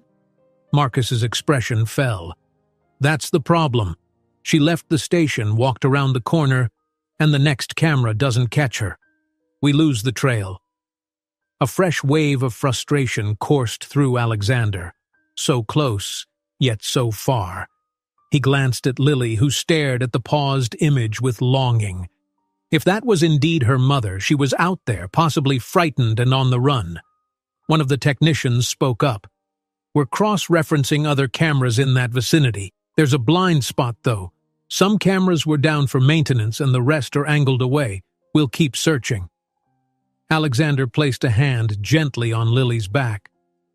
"We won't stop until we find her," he promised. She nodded, blinking back tears. Marcus cleared his throat. "I'll keep you updated as soon as we have more. In the meantime, I suggest stepping up personal security. If Lily's mother is in danger, the threat could extend to Lily. And to you," he added pointedly. Alexander nodded. He was well acquainted with personal security measures, but this time it wasn't about business espionage or a rival's sabotage. It was about real threats that could harm Lily or her mother. He turned to Mara, who stood quietly nearby. "Ensure Lily is accompanied by a trusted guard everywhere in the building. Double-check visitor logs. No one steps onto these floors without clearance." "Yes, sir," Mara said, expression resolute. The group dispersed, tension humming. Lily lingered before the monitor, staring at the frozen frame of the mysterious woman. Alexander knelt beside her so that their eyes were level with the screen. "We'll find more footage. Don't lose hope." She sniffled once, nodding bravely. "Okay." They headed back to the elevator, the halls echoing with the hush of unanswered questions. If that woman was indeed Lily's mother, she was on the move, maybe searching for help, or maybe running from an unseen danger, or an even bleaker thought, perhaps someone had intercepted her after that final camera captured her image. The possibilities clenched at Alexander's heart. Inside the elevator, Lily pressed close to him. He draped an arm around her shoulders, offering silent reassurance. In the reflection of the polished doors, he glimpsed himself, a man used to unwavering control, now burdened by doubt and protective resolve. Lily's face, half hidden, radiated trust. At last, the elevator reached Alexander's executive floor. As they stepped out, Lily peered up at him with an unspoken question. He gave her a soft smile. "We'll keep searching, Lily. Every hour, every resource. We won't give up." Her eyes glistened with gratitude. "Thank you, Dad, Alexander," she corrected shyly, as if unsure which name he preferred. Alexander's throat tightened at the word Dad. He still didn't know if biology confirmed their bond, but in spirit, the bond was already there. "Call me whatever you want," he said gently. "What matters is that I'm here for you." With that, they walked the hallway toward his office, the city's sun casting long stripes of light across the shining floors. Each step felt heavier with the knowledge that though they'd found a clue, the path ahead remained perilous and unclear. Danger loomed somewhere, entangled with Lily's mother's fate. And Alexander Pierce, billionaire mogul once unstoppable in all pursuits, was prepared to fight in an entirely new arena. The desperate hope of reuniting a missing woman with the child who believed in him, no matter what it cost. That evening, Alexander and Lily sat side by side in a quiet corner of the penthouse library. Outside the floor-to-ceiling windows, the city was awash in twilight, pulsing with headlights and neon signs. But here, surrounded by tall shelves of leather-bound volumes, the world felt hushed, almost cocooned. The penthouse staff had dimmed the overhead lights, leaving only a soft glow from the reading lamps. Lily clutched a children's book that Mara had found for her, some whimsical tale about a kitten's adventures. She turned its pages slowly, gaze flicking between the colorful illustrations and the man who might be her father. Alexander, meanwhile, tried to read a thick dossier that Natalie Cho had forwarded, a partial background report on Isabel Carter. His eyes scanned line after line of inconclusive data, only for his thoughts to drift again and again to the little girl at his side. He finally closed the dossier and glanced down at Lily. She looked tired, the day's events etched into her wary expression. "How are you doing?" he asked, voice soft so as not to shatter the calm of the library. She mustered a small shrug. "I wish we could find Mom faster." He nodded, guilt coiling in his chest. "I know. I'm working on it." He had a meeting scheduled with Cho first thing in the morning. She had hinted at an important development, though she wouldn't share details over the phone. Lily exhaled shakily. "Thank you. For everything. For letting me stay here. For trying to help." A wave of paternal protectiveness hit him, a feeling as new and unfamiliar as it was powerful. He was used to subordinates thanking him for deals closed or career boosts, never for providing shelter or emotional support. "You don't need to thank me," he said gently. "I told you. Until we find your mom, you can count on me." She gave a small, grateful nod and turned another page, though he doubted she could concentrate on the silly kitten story. "Is that more stuff about my mom?" she asked, eyeing the closed dossier on his lap. He hesitated. "Sort of. It's about someone who might be your mom. We're not sure yet. Her name might be Isabel Carter. We don't know if that's her real name or an alias." Lily repeated the name in a whisper, as if testing its sound. It didn't appear to spark recognition. She shook her head slightly. "Mom never said that name. She always just told me to call her Mommy. She didn't let me use her name in public." The remark struck Alexander. Why would Lily's mother hide her identity, even from her own child? Fear of being found by someone? Avoiding legal issues? The questions tumbled around his mind. A soft knock at the library door broke the silence. Mara stepped in, her face lined with a day's worth of accumulated stress. "Sir, we've received word that the lab courier is on schedule. The results of the paternity test should arrive by midday tomorrow." She spoke with quiet efficiency, but Alexander saw her gaze flit to Lily with a glimmer of compassion. Lily froze, eyes widening. Clearly the test weighed on her. If it confirmed Alexander was her father, then at least one piece of her life would be certain. If not, Alexander shoved that possibility aside. She had pinned such hope on him. The idea that it could all unravel in one lab report made his stomach churn. "Thank you, Mara," he said evenly, standing. He squeezed Lily's shoulder lightly. "We'll know soon," he murmured. Lily nodded, swallowing. She tried to school her features into bravery, but a tremor in her hand gave her away. Mara hovered a moment. "Also, sir, you asked me to discreetly gather some items for Lily, a few changes of clothes, toiletries, and such. They're ready in her suite." Alexander offered a grateful dip of his head. "Good. Lily, do you want to go get changed into pajamas? Then maybe we can have some dinner brought up." Lily perked up slightly at the mention of dinner, but clutched the book against her chest. "I can go by myself," she said, standing with a hint of nervous confidence. "I'll be right back." After she left, Mara lingered, stepping closer to Alexander. She lowered her voice.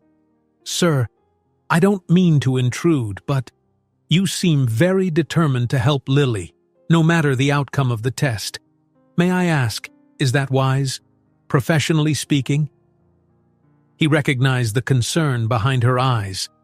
Mara was always mindful of his best interests, both personal and corporate. He sighed, glancing at the door Lily had just exited.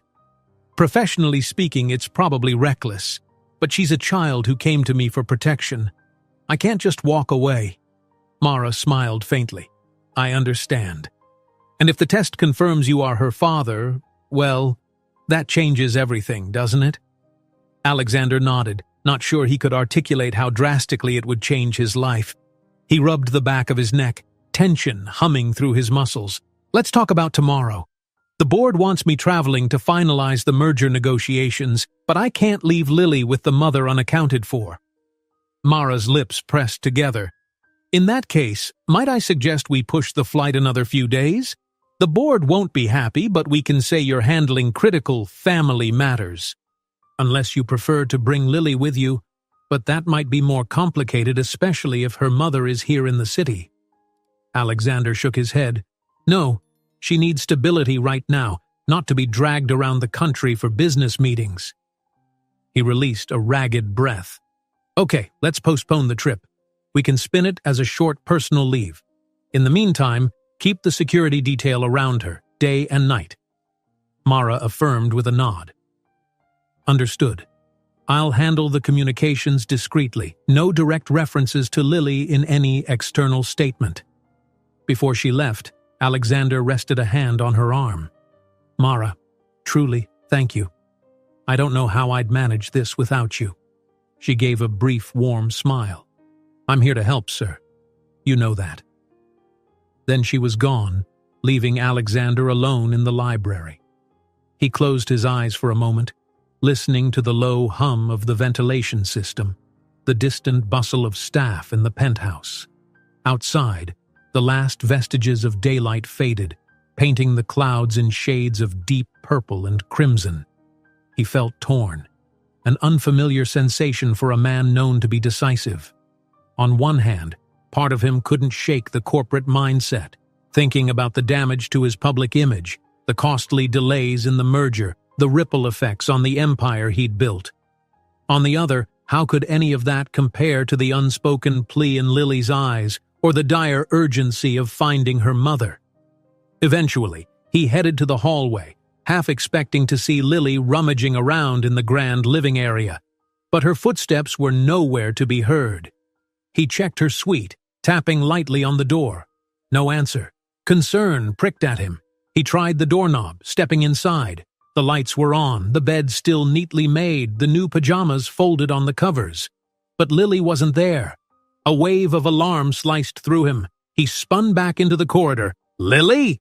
he called, voice echoing along the marble floors. No response. He strode toward the main living room, searching for any sign of her. "Lily!" Panic welled in his throat, sharpened by the memory of what Mara and Marcus had said about potential threats. Could someone have slipped past security? Could Lily have wandered off, searching for her mother on her own? He stormed through the penthouse, checking each room. Nothing. Staff, alerted by his tense tone, scattered to help. Mara approached, eyes wide. "Sir, the elevator security shows no unauthorized exits. She has to be somewhere inside." Alexander's heart pounded. He opened the door to his own master's suite, lights flicking on automatically. The room was in typical order, immaculate bed, a polished desk, floor-to-ceiling windows, and then he spotted it, a slight figure curled on the large reading chair near the windows. He exhaled in relief. "Lily," he breathed, stepping closer. She looked up, face tear-streaked, hugging her stuffed toy so tightly her knuckles showed white. I got lost," she admitted in a shaky whisper. "I tried to find you, but all the hallways looked the same, and I started to panic." Alexander knelt by the chair, reaching out to place a hand on her arm. "Why didn't you call out? We would have come." She shrugged, tears slipping free. "I didn't want to cause more trouble. Everyone's so busy, and I'm just... She didn't finish, but her meaning was clear. A child caught in an unfamiliar world, unsure of her place. Alexander felt a sting in his chest. "Listen," he said softly, "you're not just anything. You're Lily, and there's no trouble in asking for help, okay? Never be afraid to let someone know you need them." She nodded, sniffling. He offered his hand and she grabbed it with surprising force. "Let's get you some dinner," he suggested. "We'll eat in the kitchen. Then I can show you around so you won't get lost again." A tentative smile curved her lips. "Okay." He helped her from the chair. Together they navigated the penthouse corridors. He pointed out notable doors, the difference between guest suites and staff quarters, where the lounge was, the library, the route to the living room.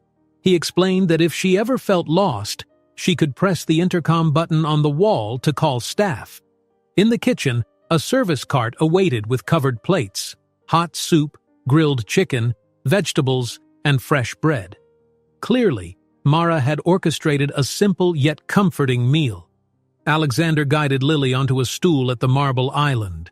They ate quietly, the tension of the day easing in the warm aroma of broth and the friendly glow of the kitchen lights. Halfway through her soup, Lily paused. Will Will you stay with me again tonight?" His chest squeezed. He recalled the previous night, how he'd checked on her at nearly 4 in the morning. "Yes," he said softly. "I'll be here." She relaxed, relief visible in her slight shoulders. They finished their meal, talking in low voices about inconsequential things, what cartoons she liked, how she'd once tried to bake cookies with her mother. Alexander gleaned bits of her past, endless moves, half-remembered addresses, a sense of constant evasion. At last, with dinner done, Lily stifled a yawn. She followed him back to her suite, where he waited as she changed into pajamas. Then he led her to the bed and turned on a small nightlight that cast soft stars across the ceiling. She clutched her stuffed toy under the covers, eyes heavy but still threaded with worry. Alexander lingered, hands in his pockets, uncertain. "I can stay until you fall asleep if you want," he offered gently. Her answer was a small nod, and she pulled the blanket up to her chin. So he sat on the edge of the bed, quietly humming a melody he barely recalled, something from his own childhood perhaps, or a half-forgotten tune from a memory he never thought would matter. Slowly, Lily's breathing evened out. Her eyelashes fluttered, then settled. He watched her sleep for a moment, pondering how a single day had rearranged his entire life. Tomorrow, the DNA results would come, possibly answering the biggest question of all. And soon after, they might locate her mother, if that bus station footage was truly her. If she was still safe, if all these puzzle pieces finally clicked. With a soft sigh, he rose from the bed, switched off the overhead light, and slipped into the corridor. The hush of the penthouse enveloped him. Tomorrow, everything could change, for better or for worse. He only hoped that fate would be kind, both to the frightened little girl asleep behind that door and to the woman who might have once pleaded for his help in a garden lit by gala lights. In the flickering shadows of the hall, Alexander stood motionless, grappling with a new kind of responsibility, a father's promise, untested and uncertain, that he would carry no matter the weight. Morning sunlight spilled into the penthouse, shimmering across the polished floors. Alexander stirred from a shallow sleep in his master suite. He had dozed off in the armchair near the window, unable or perhaps unwilling to climb into his own bed and shut out the swirling concerns. At some point, fatigue had won, and he drifted into restless dreams. Now, beams of daylight cut through the windows, and reality returned in a rush. Lily's mother was still missing, and by midday the DNA results would arrive, revealing once and for all if he truly was Lily's father. He rose, still in yesterday's clothes, and splashed cold water on his face in the ensuite bathroom. Staring at his reflection in the mirror, he recognized the traces of worry around his eyes. No press conference or corporate event had ever made him look this worn. He dried off, changed into a crisp new shirt, and headed toward the kitchen, determined to meet this day prepared, even if inside he felt anything but steady. As he walked, staff stepped aside respectfully. Their usual polite greetings seemed tinged with curiosity. Rumors about the little girl staying in the penthouse were running rampant among employees, though none dared voice them. Alexander paused in the hallway outside Lily's suite and knocked softly. To his relief, she opened the door almost immediately. She was already dressed in a simple green t-shirt and jeans, one of the outfits Mara had purchased. She held her stuffed toy by its ear, eyes puffy, suggesting she hadn't slept well either. "Morning," he said gently. "How are you holding up?" She shrugged, glancing at the floor. "Nervous, I guess." He nodded, placing a comforting hand on her shoulder. "Let's get some breakfast," he offered. "Then we can see what the day brings." They made their way to the penthouse kitchen, where the cook had laid out a modest spread: scrambled eggs, fresh fruit, warm bread. Lily took a seat, trying to nibble on a slice of toast, though each bite seemed half-hearted. Alexander sipped coffee, trying to quell his own tension. Halfway through the meal, Mara slipped into the kitchen, tablet in hand. "Sir?" she said, her voice hushed. "Natalie Cho just arrived with important news. She's in your private study." Alexander's pulse quickened. He looked at Lily, who met his gaze with immediate understanding. "Should I come with you?" she asked, setting down her toast. He hesitated. If the news involved details of her mother's situation, or something harrowing, maybe Lily shouldn't hear it all at once, but she had insisted on not being left in the dark. Yes, he decided. Let's go. They followed Mara down a short corridor into Alexander's private study, a warm space lined with books and a commanding view of the city. Natalie Cho stood near the desk, expression focused. She greeted Lily with a quick smile, but wasted no time addressing Alexander. "I'm sorry for the early visit," she said, "but I have 2 updates. First, my team found a neighbor from Lily's last known apartment. She confirms she once saw Lily's mother wearing a heart-shaped necklace, a detail that lines up with Lily's story. The neighbor claims Lily's mom used a name starting with Isa, or Isabel, which strongly suggests Isabel Carter could be real." Alexander nodded. "That's something. Did the neighbor know where she went, or why she left?" Cho sighed. "No. She said Lily's mom seemed frightened, always checking over her shoulder. Then one day, they were just gone." The neighbor recalls overhearing a tense phone call mentioning the word papers, again consistent with Lily's memory. Lily shifted her weight. "Mom said those papers could help us. She never told me how." Cho crouched gently to Lily's level. "You're being very brave. Thank you for sharing what you remember." Then she straightened, eyes turning serious as she met Alexander's gaze. "The second update involves your DNA test. I reached out to the lab to confirm their timeline. They should have results within the next 2 or 3 hours. Lily's hands tightened around her stuffed toy. Alexander felt his own heart pound at the significance of that. "All right, we'll wait," he said, voice taut. "In the meantime, any progress on that bus station lead?" A flicker of disappointment crossed Cho's features. "We've checked every camera around the station. The footage is either angled away or compromised by technical issues. It's as if she vanished." She paused. "But we're not giving up. If your security team can dig deeper, maybe cross-reference rideshare data, we could find a trace." Before Alexander could answer, Lily stepped forward, voice shaking. "When we find her, do you think she'll be okay? Or do you think something bad happened?" The question hung in the air. Cho exchanged a knowing glance with Alexander. "We won't stop until we find her," the investigator repeated gently. "That's all I can promise." Lily swallowed hard, nodding. Alexander placed a hand on her shoulder. "Thank you, Cho," he said. "Keep me informed." She took her leave, and Alexander guided Lily toward a couch by the study's wide windows. They settled into the cushions, the city shimmering outside like a mirage of normalcy. "We'll figure it out," he said softly. "And today, we'll have an answer about us." Her eyes darted up. What if it's negative? If you're not my dad?" Alexander hesitated, breathing through a wave of conflicting emotions. "Then I'll still help you," he said simply. "I won't leave you to face this alone." A tiny spark of relief flickered in her gaze, though her expression remained pained. "Thank you." Time crawled. They tried to occupy themselves. Lily flipped through TV channels in the penthouse lounge, but every cartoon felt hollow without her mother safe. Alexander fielded calls, balancing the demands of anxious board members with the discreet updates from his investigative team. But every half hour, he found himself checking the clock, waiting for the lab results that would decide so much.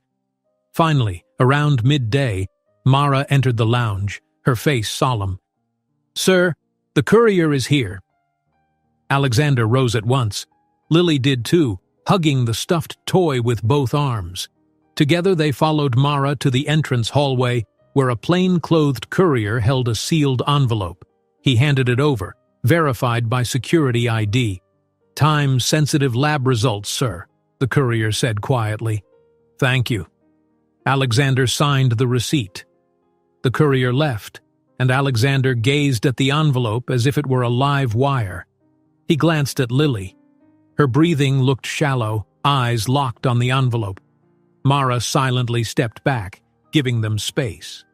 Alexander opened the envelope carefully. His mind buzzed with 1,000 scenarios. This could confirm everything Lily believed, or it could shatter her hopes. He tugged out a folded sheet, scanning the typed lines that summarized a paternity analysis. Lily let out a tiny, involuntary whimper, knuckles whitening as she gripped her toy. He read the final, decisive paragraph. His breath caught. "Positive," he whispered, meeting Lily's eyes.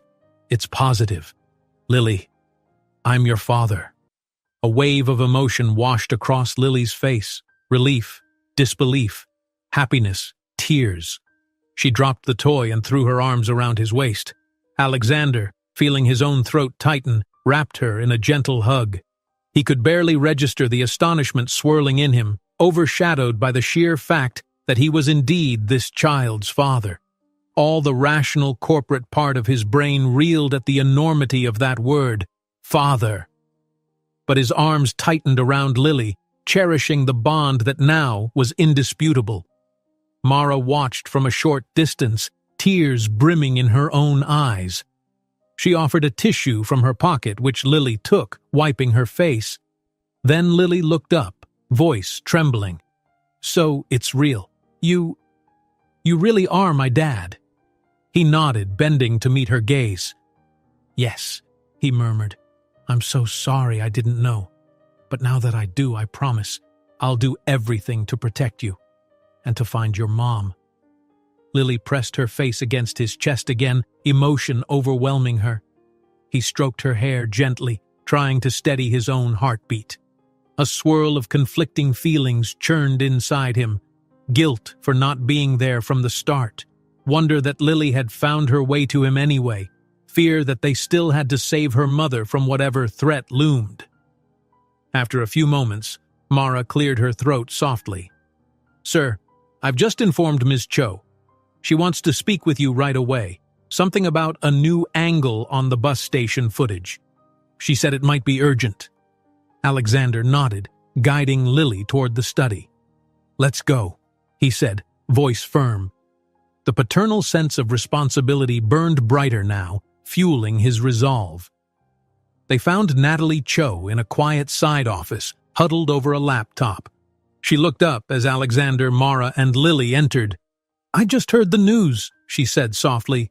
"Congratulations, Dad." She smiled kindly at Lily before turning serious. "Now that we know for sure, this changes everything about the search for Lily's mother. We can push official channels faster for a missing person alert related to your family." Alexander set a hand on Lily's back. "What's the new angle you mentioned?" Cho spun the laptop around. "One of my contacts cross-referenced footage from a private security camera near the bus station. It's not part of the city's grid. Belongs to a small electronics store. We've got partial footage of a woman in a green jacket at around the same time Lily's mother vanished." Lily craned her neck to see. The grainy clip showed a woman stepping off the curb, scanning the street, then jogging out of frame. Her face was partially visible. Though the quality was poor, the shape of her jaw and the dark hair pulled into a low ponytail matched the earlier bus station clip. Cho tapped a key, pausing the feed. "Here's the issue. She's glancing behind her like she's worried she's being followed. Then, about 10 seconds later, a dark SUV pulls up. This store camera only caught the edge of the vehicle. No plates visible." Alexander's jaw set. "They took her." Cho sighed. "We can't see that. The camera is angled away. We just see the SUV swerve to the curb, the passenger door open, and a man step out. It's possible she fled or got forced in. Unclear. But the SUV speeds off seconds later." Lily pressed closer to the laptop, eyes wide with dread. "That has to be them, the people who are after her," she said, voice trembling. They took her, didn't they? Alexander's heart pounded. Can we trace that SUV? I'm trying. It's black, tinted windows, no plate in view. Typical untraceable approach. We might find more cameras further down that street, but so far no luck. Still, it's new intel. She made it to that spot, alive, before something happened. Tension radiated from Lily's small frame. She tugged on Alexander's sleeve, tears threatening. They have her, she whispered. Dad, what do we do? They have her. He didn't hesitate, sliding an arm around her for comfort. We'll find them. We'll find her. Then to Cho, he said grimly, I'll put every resource behind this. Tell me what you need. Cho listed tasks, contacting city traffic control for more camera angles, pressing local law enforcement to expand the missing person search, analyzing any possible correlation to known criminals who used black SUVs. Alexander gave immediate approval, telling Mara to coordinate. Lily watched him, face streaked with a mix of fear and hope. Once they finished, Lily sank onto a nearby chair, clutching her stuffed toy so tightly the seams might burst. Alexander crouched beside her.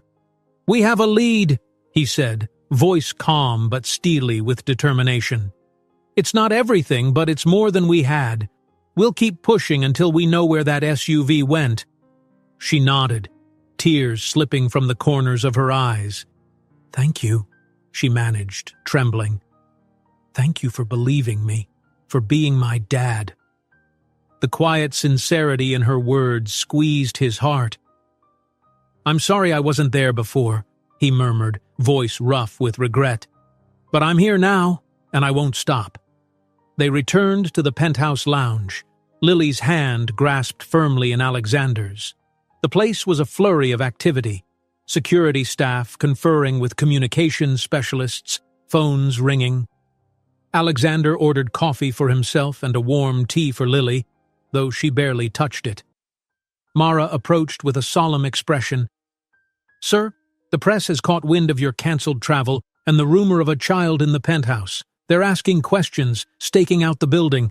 We'll have to manage that very carefully. Lily looked panicked. Alexander smoothed her hair reassuringly. Mara, issue a statement that I'm dealing with a confirmed family matter, no further details. If they pry, refer them to my office. Keep Lily out of the spotlight. Mara nodded, stepping away to handle calls. Lily swallowed. Are they going to put me in the news? Alexander shook his head, fierce protectiveness flaring. Not if I can help it. This is your life. You're not some story for the tabloids. She relaxed slightly. Then she glanced around the busy lounge at the urgent phone calls and typed messages. It's all happening so fast, she whispered. He knelt beside her chair. Lily, I know this is overwhelming, but you've already been so brave. We have a direction.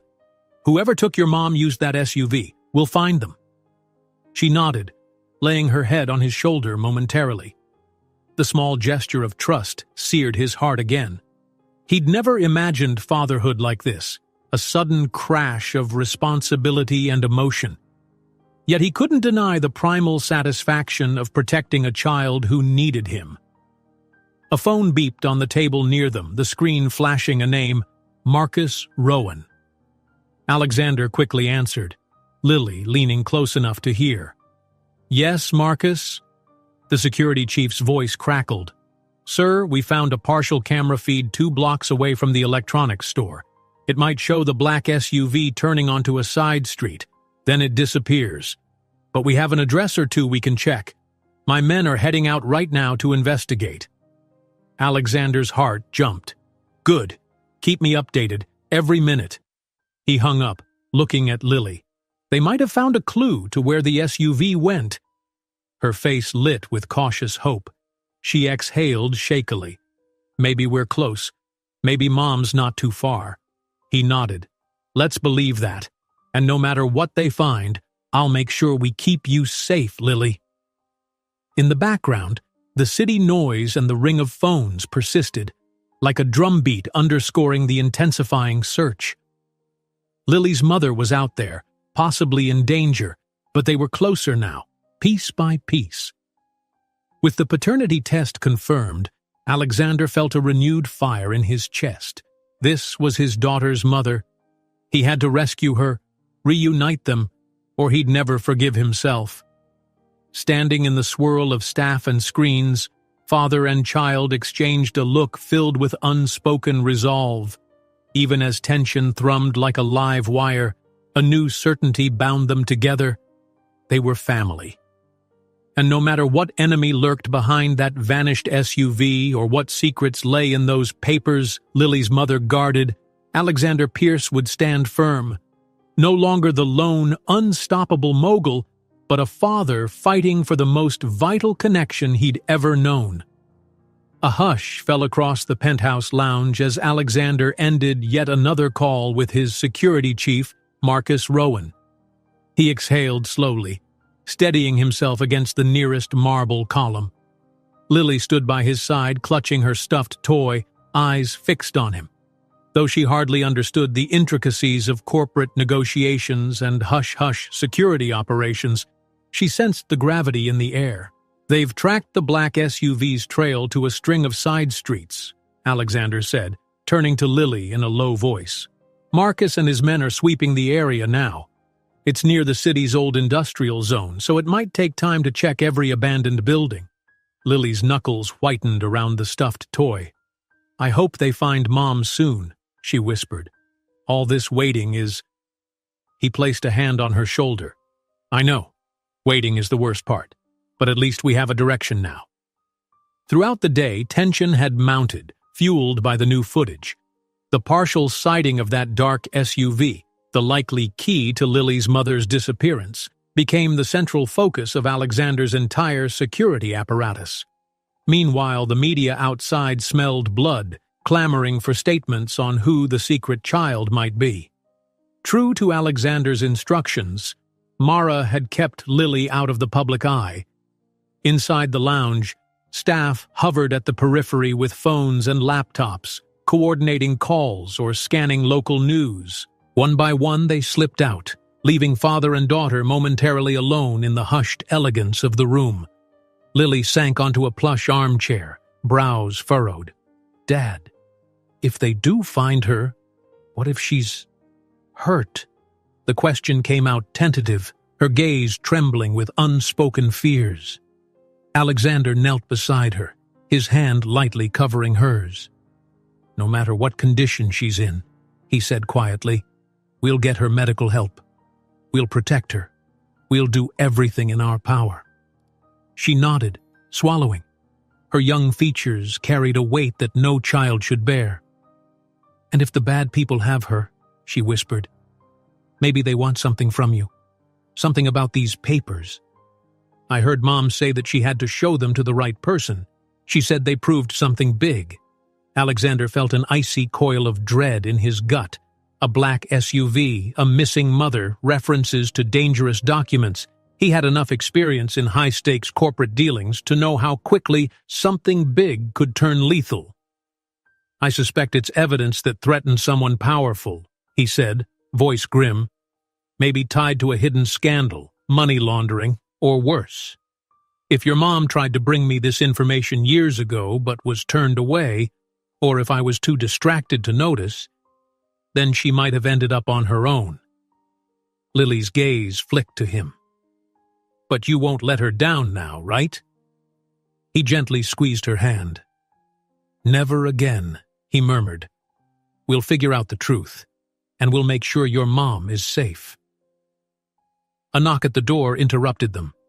Mara slipped in, pressing a phone to her chest. "Sir, you'll want to take this. It's Marcus." Alexander straightened. "Put him through." Mara handed over the phone, and Alexander answered quickly.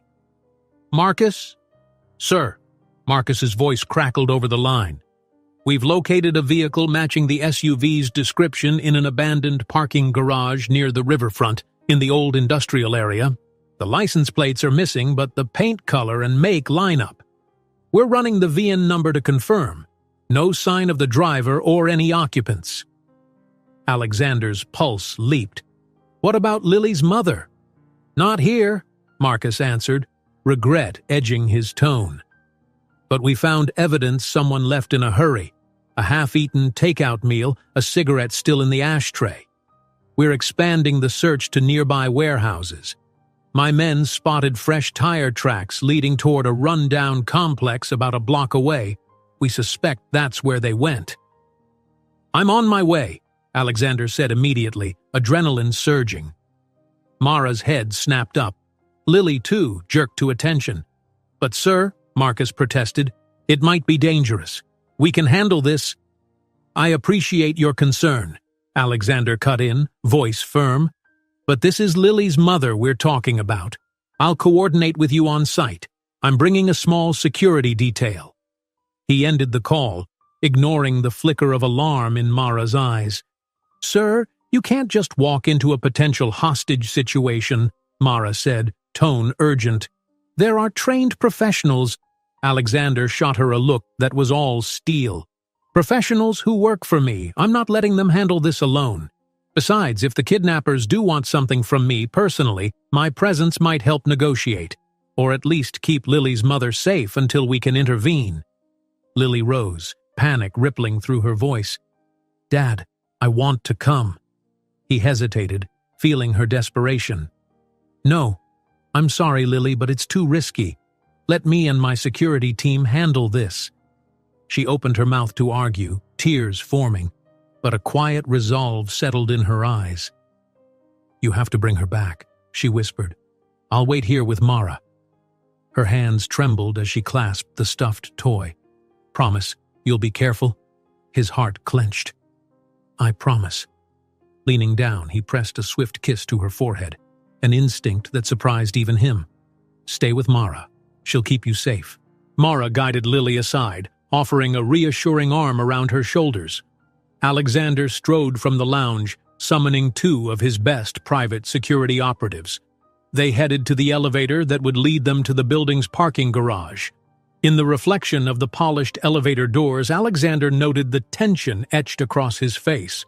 The man who rarely left negotiations without total control was now stepping into a scenario with no script, no guaranteed outcome. But he had to do it. Lily's mother was in danger, and it was his duty to fix this. The city blurred by as Alexander's armored SUV wove through traffic.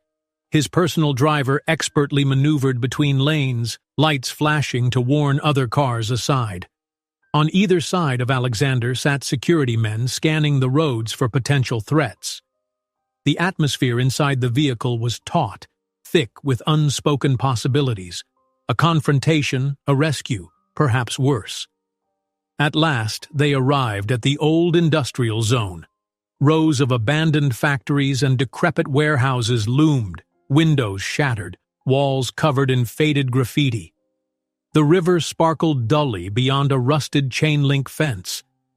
The roads here were cracked and silent, perfect for illegal activities away from prying eyes. Marcus waited near an unmarked black SUV, flanked by half a dozen armed men in discreet clothing. They greeted Alexander with tense nods. "Sir," Marcus said, "the vehicle we found is inside that half-collapsed parking structure." He pointed to a sagging concrete edifice with broken windows. "No sign of occupants, but we followed tracks to a big warehouse just down the block. One of my scouts saw faint light inside, possibly from flashlights or a lantern." Alexander surveyed the area, bracing himself. "Any sign of guards or lookouts?" Marcus shook his head. "Not yet. But it's a large building, multiple entrances, we have to be careful." He handed Alexander a bulletproof vest. "You should wear this. Let us take point." Alexander didn't argue, slipping the vest on. Normally he'd bark orders from a safe vantage, but personal stakes changed everything. He turned to Marcus, voice steady. "We approach quietly. If Lily's mother is inside, we need to ensure her safety first. No gunfire unless absolutely necessary." Marcus nodded. "Yes, sir. My men know the protocol. We also have non-lethal equipment, stun devices, tear gas, if it helps avoid a lethal confrontation." With that, they advanced in formation. The sun hung low over the horizon, casting long shadows across the cracked pavement. They moved with deliberate speed down a deserted side street lined by the decaying shells of old industrial offices. A chain-link fence blocked part of the route, but Marcus's men snipped through it, careful not to make too much noise. Soon they stood before a hulking warehouse. Its doors were rusted shut, large windows mostly shattered. Weeds sprouted along the foundation. From a high broken window, Alexander glimpsed a faint flicker, evidence that someone or something inhabited the gloom within. Marcus signaled, and a pair of security agents circled around back. Another team waited for the order to breach. Alexander's pulse thundered in his ears. For a fleeting moment he pictured Lily, safe in the penthouse, waiting anxiously for news. The thought steeled his resolve. The front entrance was sealed with a chain and padlock. One of Marcus's men produced bolt cutters, severing the chain with a muffled clank. They eased the door open, steps quiet as they filed into darkness. Motes of dust drifted in the feeble light from overhead windows. The space smelled of rust and damp concrete. Inside, stacked crates and rusted machinery formed a labyrinth. The team advanced slowly, flashlights cutting through the gloom. Alexander caught a distant echo, a voice, or maybe the shuffle of feet. He raised a hand, motioning for caution. They crept around a corner, weaving between the towering shapes of old metal presses. At last, they heard it clearly. Two voices, one low and threatening, the other distinctly female. The woman's voice cracked with desperation. Alexander's chest clenched. Lily's mother? Marcus's men took positions behind a cluster of crates, weapons raised but not brandished. Alexander edged closer, heart pounding. Peering through a gap in the stacked crates, he saw the scene. A small clearing in the center of the warehouse, lit by a single battery-powered lantern. 3 men stood there. One of them, stocky with a shaved head, pointed a handgun at a woman kneeling on the ground. She wore a torn green jacket, hair disheveled. A heart-shaped necklace glinted faintly at her throat. Alexander's stomach lurched. That had to be Lily's mother. The man with the gun snarled, "Enough stalling! Where are the documents?" She coughed, clutching her side. I told you," she rasped, voice trembling. "They're hidden. You'll never find them. Let me go." One of the other men, a lanky figure in dark clothes, barked a laugh. "We know you were trying to reach Pierce. Too bad your kid never made it to him." Alexander bit back a surge of rage. Lily had indeed made it to him, and now he was here. He had to stay controlled. He glanced at Marcus, who signaled for a stealth approach. They needed to free Lily's mother before these men took her away or harmed her. But how to do it without setting off a violent confrontation? The stocky man snapped, "Don't lie! You were at the tower. We have proof. Where'd you stash the papers? You think Pierce will save you? Ha!" He took a menacing step, gun aimed at her head. Alexander's blood turned to fire. He gestured a plan to Marcus in quick, silent motions. Half the team would circle behind the men, the other half create a diversion from the front. Alexander readied himself to step forward once the kidnappers' focus was split. They had to do this carefully, or Lily's mother might get shot before they could intervene. Marcus nodded, sending 2 agents slinking around an adjacent aisle. Alexander felt every beat of his heart in his throat. Just a few more seconds. Suddenly the lanky man whirled, alerted by a faint scuff of movement from the hidden agents. "Who's there?" he hissed, raising a gun. The group froze, tension crackling in the shadows. Alexander's mind raced. If the kidnappers opened fire, Lily's mother would be caught in the crossfire. She was on her knees, panting, face pinched with pain. He had to do something. Drawing a deep breath, he stepped from behind the crates, hands raised in a show of empty palms. His security detail tensed, but Alexander emerged before they could pull him back. "Looking for me?" he called, voice strong and unwavering, though adrenaline surged through every nerve. The 3 kidnappers whipped their guns around, surprise flashing on their faces. Lily's mother let out a choked gasp, eyes going wide at the sight of Alexander. Recognition sparked.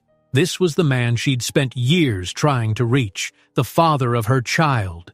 "Pierce!" spat the stocky man, fury contorting his features. He stepped toward Alexander. "So the rumors were true? You do care enough to come yourself." Alexander forced a calm expression, though fear for Lily's mother tore at him. "You have someone who doesn't belong to you," he said icily. "Let her go, and I might consider hearing you out." "You think you can bargain with us?" The lanky man sneered, weapon aimed at Alexander's chest. "We know she has documents that incriminate powerful people. Maybe you're one of them. We want them." Alexander inched forward, staying mindful of the men's trembling triggers. "I don't know anything about documents," he lied smoothly. "All I know is you're threatening an innocent woman. That ends now." A tense stalemate. The men exchanged glances, uncertain. For them, the plan might have been to force her into revealing the document's location. They hadn't counted on the arrival of Alexander Pierce, flanked by a professional security team. The vantage points behind crates and machines practically glowed with hidden silhouettes. Marcus's men, ready to strike. The stocky man let out a sharp laugh. "You have no clue, do you, Pierce? Her precious child was your ticket to the truth, but that brat never even—" At that moment, a flashbang device clattered to the floor behind them, thrown by one of Marcus's agents. The kidnappers spun, startled. Alexander reflexively covered his ears. A brilliant flash filled the air, accompanied by a deafening bang that rattled the decrepit warehouse walls. Light spots dancing in his vision, Alexander dove forward. Marcus's men surged in from multiple angles, shouts echoing in the chaos. The kidnappers stumbled, disoriented by the flashbang. One fired blindly, the bullet ricocheting off a crate. Another dropped his weapon, clutching his eyes. In the confusion, Alexander slid across the concrete to Lily's mother. She was lying flat, shielding her head. He grasped her arm gently. "We're getting you out of here," he hissed. She blinked up at him, pain in her eyes, but also a spark of recognition, hope. Gunshots barked again. Marcus's team engaged the kidnappers, forcing them to surrender or flee. Alexander pulled Lily's mother behind a half-collapsed pillar, heart pounding. Sirens sounded in the distance. Marcus must have quietly summoned the police as backup. The kidnappers realized they were surrounded. The stocky man, bleeding from a graze, tried to scramble for cover. Then a final shot rang out from one of Marcus's agents. The man's weapon spun across the floor. Panting, he slumped, pinned by a shot to his leg, howling in pain. The others were quickly subdued, guns kicked away. The fight ended almost as fast as it began, the kidnappers moaning or cursing on the ground. Alexander exhaled hard, adrenaline roaring in his ears. He turned to Lily's mother, scanning her for injuries. Her green jacket was torn, a cut bled along her temple, and she clutched her ribs in pain. But she was alive. "Can you stand?" he asked, voice gentle. She coughed, nodding weakly. I think so," she managed, letting him help her up. Then her gaze fixed on his face, tears threatening. "You, Alexander Pierce, Lily's father, I wasn't sure you'd ever believe me." He swallowed against a tightness in his throat. "I should have listened years ago," he murmured, supporting her weight. "But I'm here now. Lily's safe, waiting for you." Her tears overflowed. "Lily, oh, thank God," she whispered, clinging to him. Marcus appeared, scanning the area for any remaining threats. "Sir, we have them in custody. Are you two all right?" Alexander nodded, one arm around Lily's mother's shoulders. "Yes, let's get her to a hospital." Then to the trembling woman at his side, "We'll go right away. We need to make sure you're okay." She nodded, sobs catching in her throat. "I'm so sorry about everything. If I'd managed to contact you, if I'd forced the issue, none of this—" "Shh," Alexander soothed, guiding her away from the chaos. "Let's get you safe. That's all that matters." Outside, flashing blue and red lights filled the twilight. Police vehicles lined the deserted street. Medics rushed forward with a stretcher. Lily's mother resisted it initially, wanting to walk, but pain lanced through her ribs, and she conceded to the paramedics. Alexander slid into the ambulance with her, ignoring the protests of staff who insisted he should follow in his own secure car. He texted Mara, "Found Lily's mom. Heading to hospital. Prepare everything." Then, as the ambulance doors slammed shut, siren wailing, he grasped the battered woman's hand. "Your daughter's waiting," he promised, voice calm despite his own shaking adrenaline. "Just hold on a bit longer." She gazed at him through tired, tear-filled eyes. "How is she? She must be so scared." He managed a small smile. "She's strong. She's been looking for you this whole time, and she found me, too." A surge of emotion threatened to spill over, but he kept steady. "We did a DNA test. Lily was right. She's my daughter." A look of profound relief and sorrow mingled in her expression. I wanted to tell you years ago," she whispered, tears escaping. "But there were threats. People who wanted me to vanish, who wanted me to keep quiet. I was terrified they'd hurt Lily if I stayed near you." Alexander clasped her hand more tightly. "No one will hurt either of you again. I swear." Outside, the ambulance roared down a deserted stretch of highway. City lights blurred past, reminiscent of that first frantic night Lily appeared on the helipad. But now, the mother was safe, rescued from the criminals who'd kidnapped her. The final steps, though, lay ahead, unraveling the shadowy plot that forced her to run, ensuring Lily's mother could truly be free. And if Alexander had any say, forging the family that Lily had always deserved. He closed his eyes, relief and fear swirling in equal measure. In the seat across from him, a paramedic checked Lily's mother's vital signs. The beep of the heart monitor pounded in time with Alexander's own racing pulse. He pictured Lily waiting in the penthouse, hope and anxiety written across her face. Soon he would bring her mother home. Soon they could begin to heal. But as the siren wailed and the city lights stretched on, Alexander Pierce knew their ordeal wasn't truly over. The men who had orchestrated this kidnapping might be just foot soldiers. The documents Lily's mother safeguarded contained secrets potent enough to topple something big, something that might come back to haunt them unless exposed. For now, though, he focused on the single victory of this night: Lily's mother, alive and free from her captors. He only prayed it would be enough to keep them all safe in the days ahead. The ambulance careened through late evening traffic, weaving around civilian vehicles that pulled aside for its screaming siren. Inside, Alexander kept a firm but gentle hold on Lily's mother's hand. Her face was taut with pain. An oxygen mask rested over her mouth and nose, and the paramedics carefully checked her vitals. In the blue flashing interior lights, Alexander caught glimpses of the heart-shaped necklace still clinging to her neck, the chain broken but stubbornly hanging on. "Try to stay calm," Alexander murmured, leaning in so she could hear him despite the siren's wail. "We're almost at the hospital." Her eyes flicked open, glazed with pain. "Tell Lily I'm okay," she managed, voice rasping. "Don't let her be scared." He nodded, voice steady. "She's in my penthouse, safe. She's been incredibly brave, and she never stopped believing we'd find you." Through the ambulance's back window, city lights smeared into neon blurs.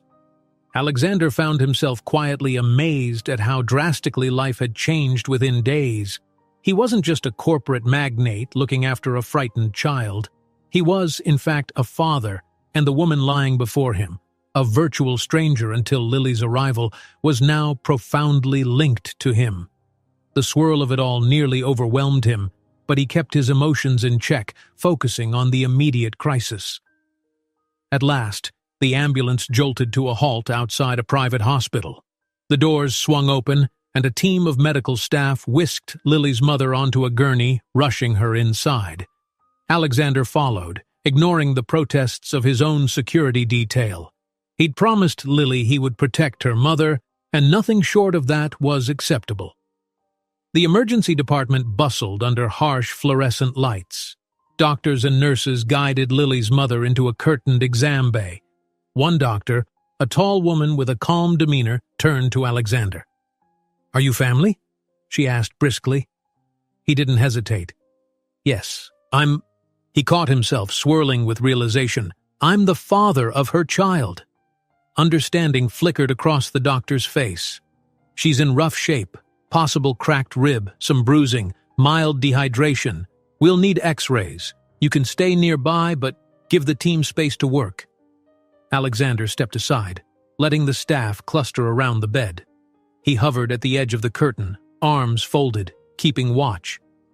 Tension radiated through his body at the sight of her injuries. She was battered, but alive. He braced himself against a wave of guilt for not acting sooner, for not recalling her existence from that old gala or the warnings Lily's mother must have tried to share. But regret wouldn't help now. Only action would. Minutes stretched into an hour as the doctors stitched a gash on her temple, set up an IV, and ordered scans. Finally, the initial rush settled. The doctor approached Alexander. "She's stable," she said. "We'll admit her for further observation, but her injuries aren't life-threatening. A rib fracture and contusions plus shock and mild malnourishment. She needs rest and care, but she'll recover."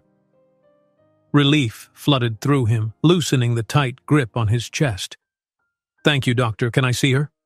The doctor nodded. "Briefly, she needs to stay calm. No stress. Are there external threats?" She seemed fearful. Alexander's gaze hardened. "Yes, she was held by criminals. I'll arrange private security for her room." The doctor's eyes widened in professional concern. "Understood. Just keep the presence discreet. We don't want to alarm other patients." When Alexander stepped into the curtained space, Lily's mother was lying back on the bed, an IV taped to her arm. Her bruises were more visible now, darkening across her cheek. But her eyes met Alexander's with a flicker of relief.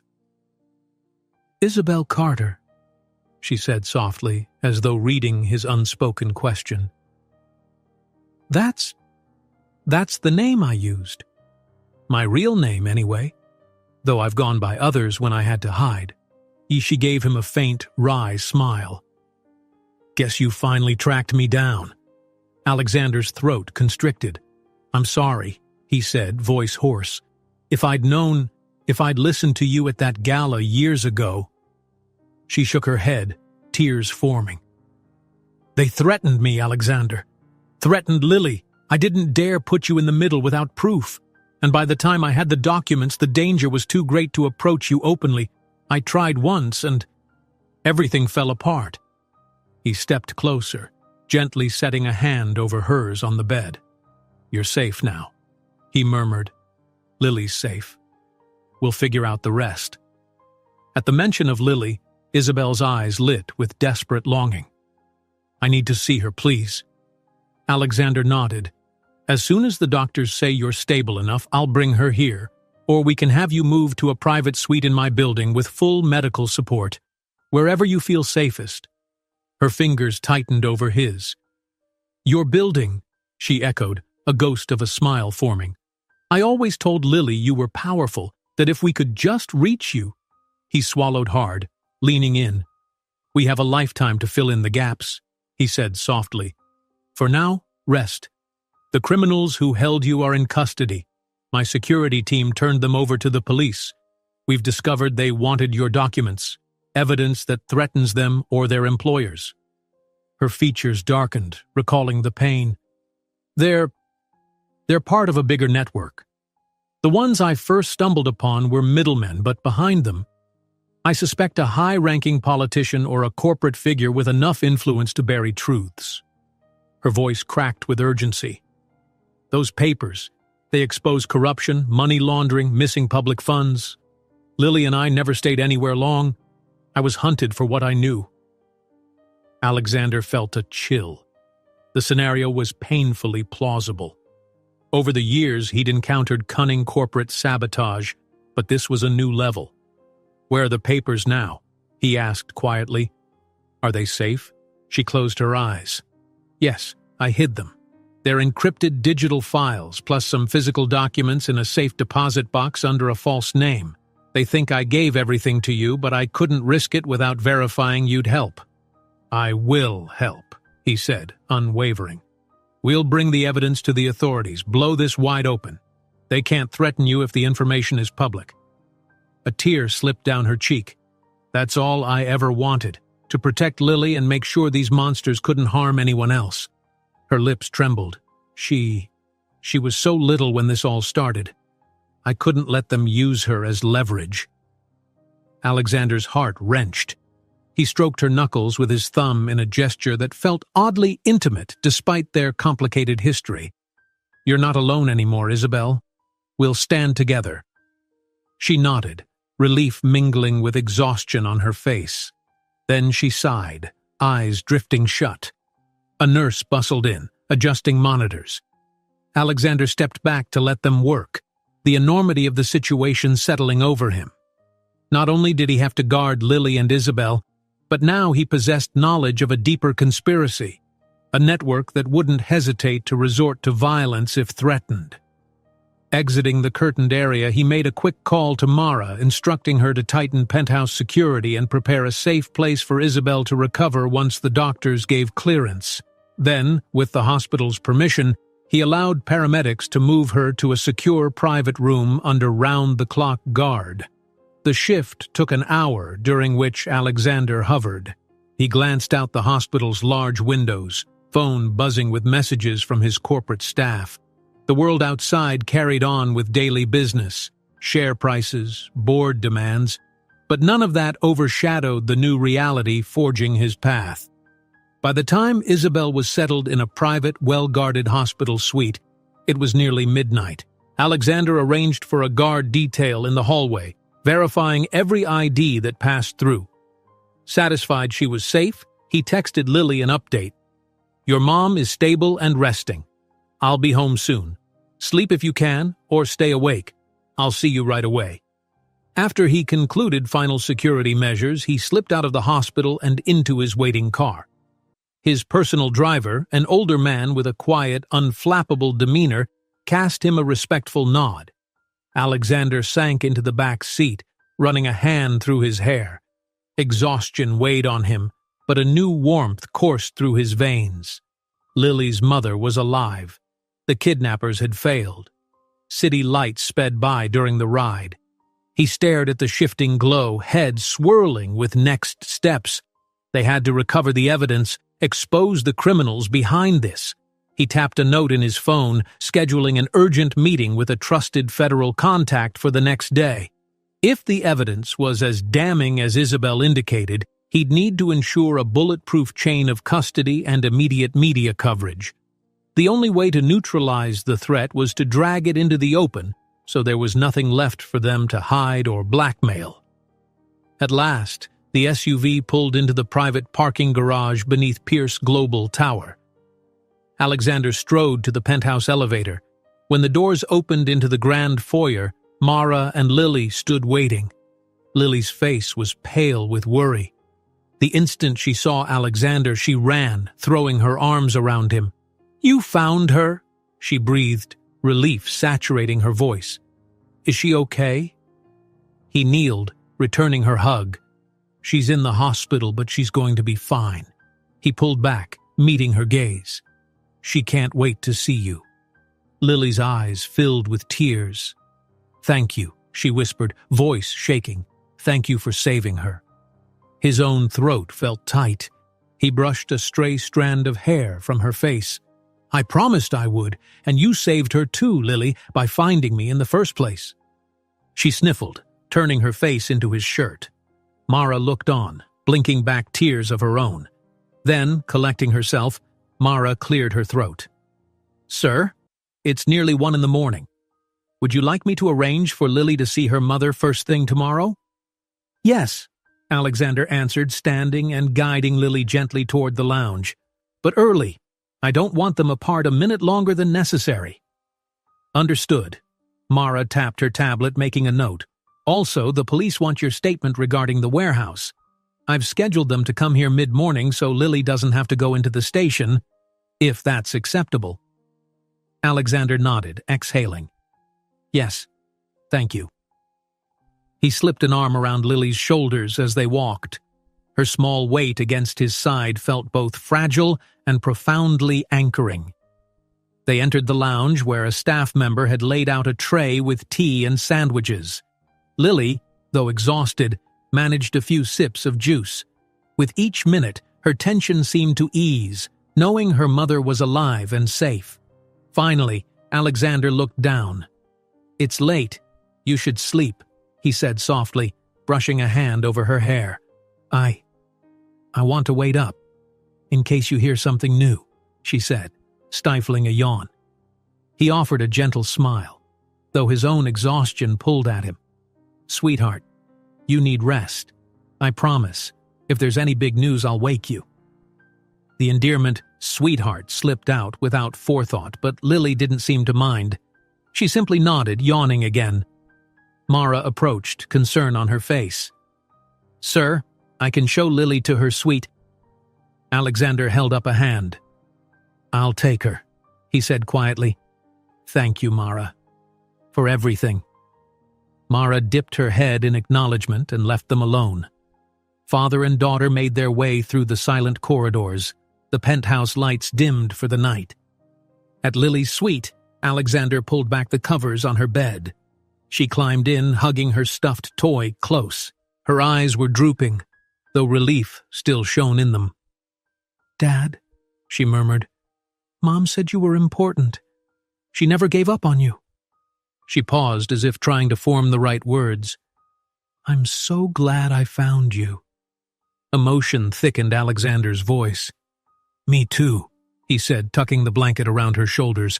"I'm sorry for all the times I wasn't there. I won't fail you again." Her lips curved in a small, sleepy smile. "You didn't fail me," she whispered. "Not this time." She closed her eyes, drifting off almost instantly.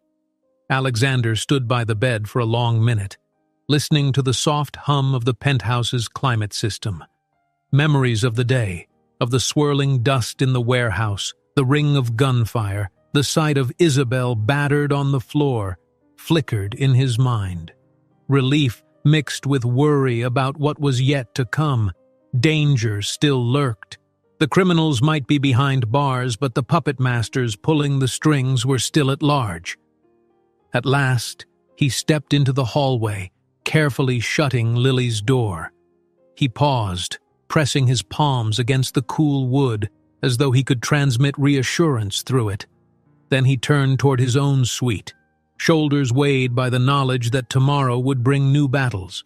Doctors, police statements, retrieving the hidden documents, protecting Lily and Isabel from further threats.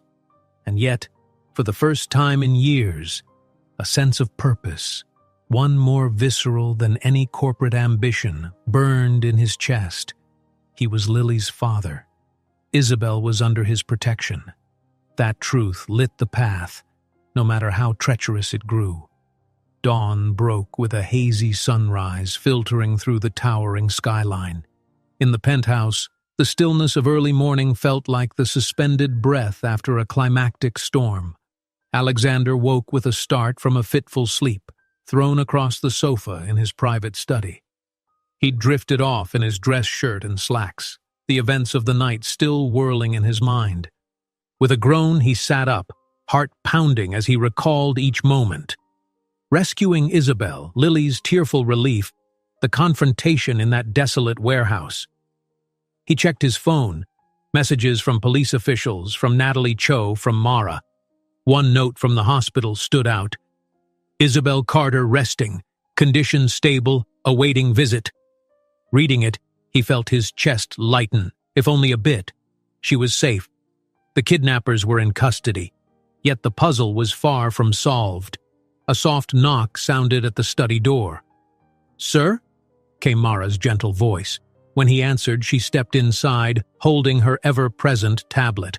Her professional calm reflected that she, too, had processed last night's chaos. "Good morning," she said quietly. "How are you?" He ran a hand through his disheveled hair. "I've been better," he admitted. "But I'm ready for whatever comes next." She offered a small smile, acknowledging his resolve. Lily is awake. She ate a light breakfast, but she's anxious to see her mother. I've arranged a vehicle to take you both to the hospital whenever you're ready. He stood, shoulders sore from sleeping in an awkward position. Thank you. Let's go as soon as possible. 15 minutes later, father and daughter rode the private elevator down to the parking garage. Lily held his hand, steps quick with nervous energy. Though she looked tired, dark crescents under her eyes. Anticipation lit her face. Are we really going to see Mom? She asked, almost breathless. Alexander squeezed her hand gently. Yes, the doctors say she's stable enough for visitors. She nodded, biting her lip. I'm scared, she whispered, after a short silence. I want to see her so bad, but what if she's hurt worse than they said? What if... He knelt beside her, ignoring the swirl of staff passing in the garage. She's safe now, he said softly, brushing a lock of hair from Lily's forehead. I know it's scary, but the worst is behind us. We'll be right there with her. Lily took in a shaky breath and nodded. Okay. They climbed into a sleek, armored SUV with tinted windows. One of Alexander's lead security officers sat in the passenger seat. The driver pulled out smoothly, heading toward the hospital with an escort car behind them. It was a level of caution that once seemed excessive for mere personal matters, but after last night, Alexander wasn't taking any chances. The early traffic was moderate, sunlight glinting off tall office buildings.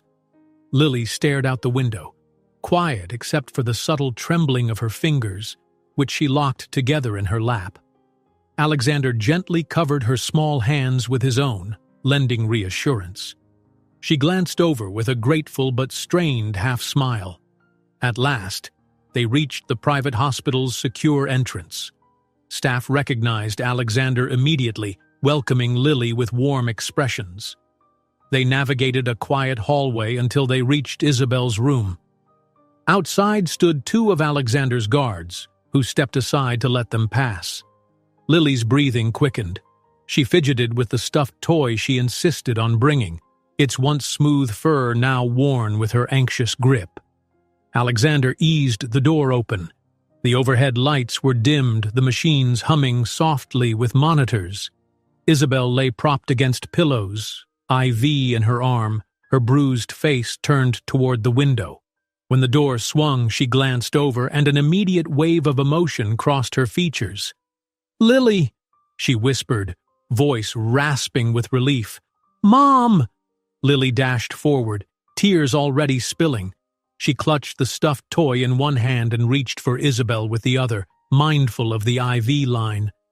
Alexander stayed near the door, letting them have this moment. Isabel lifted her arm, drawing Lily close, her eyes flooded with tears. They stayed like that for a while, mother and daughter reuniting after fear, violence, and separation.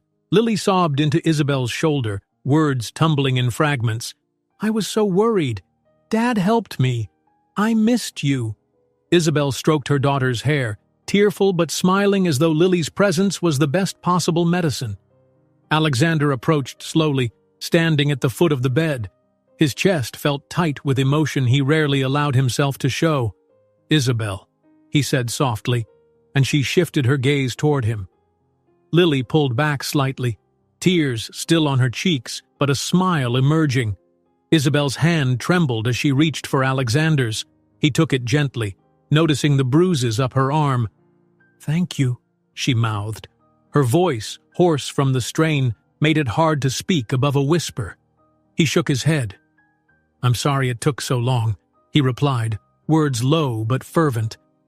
"I know you tried to warn me years ago about something. Papers, corruption. I wish I'd known." Her eyes closed briefly. "We'll talk about it," she promised, inhaling carefully. "For now, I just need to see Lily safe." She looked at Lily, brushing a tear from the girl's cheek. "You did so well, sweetie. You found him, even though it was so scary. I'm proud of you." Lily's face beamed with watery joy. "I knew Dad would help," she said simply, leaning into Isabel's side. I just believed. Alexander blinked back, a stinging in his eyes. I owe you both. I want to make up for lost time, but also, we have to handle the issue of those documents. The people after you might try again if they think we're vulnerable. A flicker of fear crossed Isabel's features, but she nodded. The documents are hidden in a safe deposit box. I used a false identity to rent it. I can show you where, once I can move around. That evidence proves a ring of officials and executives laundered huge sums of money, siphoning from public programs. The men who grabbed me last night, they're just the foot soldiers, but the real orchestrators are powerful. Alexander exhaled. Then we exposed them. Now that we have the files, we can't keep them in the dark. The only safe path is going public, giving them to the authorities, the press, making it impossible for the criminals to hide. He glanced at Lily, voice softening. But your safety comes first. We can't do this halfway. Isabel's gaze darted between father and daughter. We can't run forever, she murmured. If we push the truth into the light, they'll have nowhere to strike from the shadows. A firm rap on the open door interrupted them. Natalie Cho stood there, accompanied by a detective from the local police. Apologies, Cho said quietly, but we have some developments. May we come in? Isabel nodded, adjusting her position. Lily scooted over to allow them space. Alexander recognized the detective as the same official who had begun investigating the kidnappers from last night. Cho spoke first. We've interrogated the suspects from the warehouse. They've confessed to being hired muscle for a group with major political ties. There's an official, an up-and-coming senator, plus a small circle of influential business figures who orchestrated the intimidation and kidnappings to bury corruption evidence. The detective cleared his throat. We want Ms. Carter to provide a formal statement and, if possible, turn over any relevant documents. With enough evidence, we can file indictments. But we need everything concrete. Isabel took a shaky breath, lifting her chin. I'll do it, she said, voice still fragile but resolute. I have the documents locked away. As soon as the doctors let me out, I can retrieve them. I'll testify too, if it keeps Lily safe. The detective nodded. Thank you, ma'am. We'll arrange protective measures and we'll coordinate with Mr. Pierce's security team for your safety. The DA's office will expedite everything once we see the evidence. Lily watched, eyes shining with anxious pride. Alexander slid an arm around her shoulders. We'll help, he promised, looking from Cho to the detective. Whatever resources you need. Cho offered a small smile, relieved. That might be everything we need to put a stop to this ring. I'll keep in touch. They left the room, quietly closing the door. The hush returned, broken by the soft beep of medical monitors. Isabel's expression flicked from exhaustion to a determined glint. I've dreamed of exposing them for years, she murmured, her hand shaking as she reached for Lily's. I was so tired of looking over my shoulder. Alexander angled closer, eyeing Lily's reaction. You won't have to anymore, he said. Once we deliver the evidence, the authorities will handle the rest. A soft ripple of relief crossed Isabel's face. Then Lily piped up, Will we live together after all this? Or do we go back to separate homes? The question stilled the air. Alexander felt a pang at how uncertain Lily must feel, tugged between mother and father who'd never shared a proper family life. He glanced at Isabel, noting her watery smile at Lily's hopeful tone. It depends on how your mom feels, Alexander said carefully. And you, Lily. We'll figure something out, some place where you both feel safe. Isabel's gaze locked with his. In it, he saw 1,000 unspoken apologies, regrets, and perhaps a flicker of cautious optimism. She whispered, If it's okay. I'd like to stay near you at least until all the threats are gone. We can decide the future step by step. Alexander nodded, heart thrumming. That's more than okay, he said gently. Let's take it day by day. You'll heal, we'll protect Lily, and we'll handle the next wave of legal battles. Then we'll see what kind of life we can build, together, or however it works best for Lily. Tears slipped down Isabel's cheeks. Lily, pressed to her side, reached up to wipe them, hugging her mother's arm. A fragile, hopeful peace settled in that hospital room, each of them linked by a profound sense of survival and second chances. In the days that followed, the story unfolded like a slow cascade of revelations. Under the watchful eye of Alexander's security detail, Isabel was discharged from the hospital and moved to a private suite in Pierce Global Tower, where Lily stayed close, refusing to be more than a room away from her mother for a single moment. Meanwhile, Alexander's legal advisors, the police, and federal agents poured over the trove of damning documents. Headlines soon roared with exposés of the corrupt officials, high-flying businessmen, and their network of hidden accounts. Indictments rolled out in rapid sequence, fueled by interviews with Isabel and the undeniable evidence in those carefully encrypted files. For Lily, the transformation was sudden and startling. Gone were the days of constant running, of never unpacking in an apartment because they might have to flee overnight. Now she woke in the same bed, under the same skyline, with her mother recovering in a suite just down the hall, and her father stepping in each morning to ask about her dreams. Alexander adjusted too, discovering an odd serenity in domestic concerns, like sorting Lily's new clothes or helping her pick books from the penthouse library, amid the swirl of corporate duties and legal press conferences. The board of Pierce Global Holdings initially balked at the flurry of attention, but even they realized the powerful statement, Alexander Pierce, championing a cause of justice beyond profit margins. Public favor soared.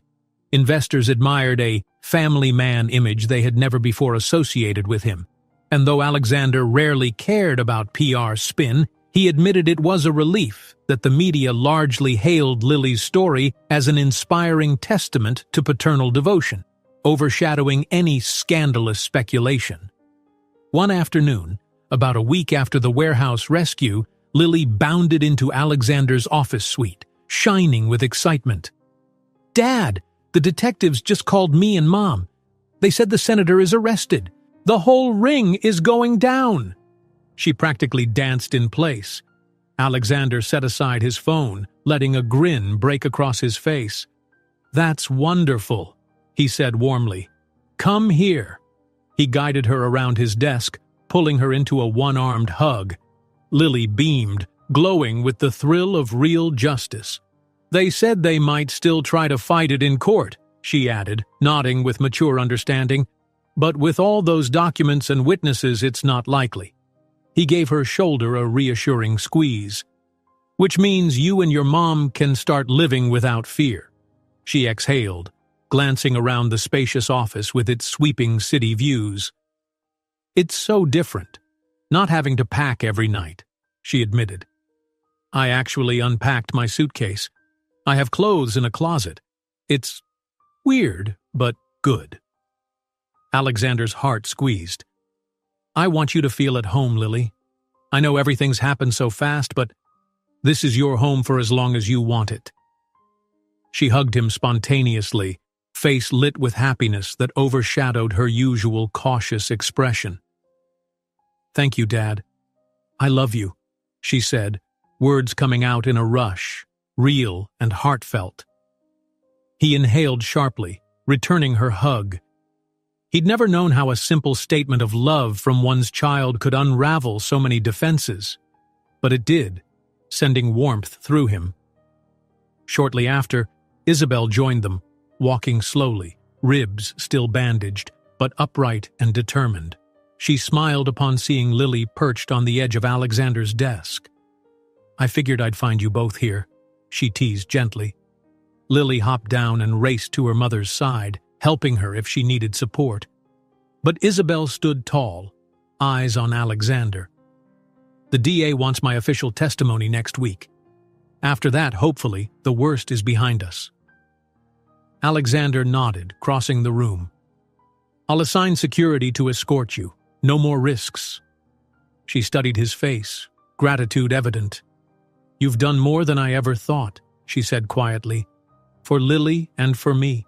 I can't pretend we're not strangers in many ways, but I'm grateful."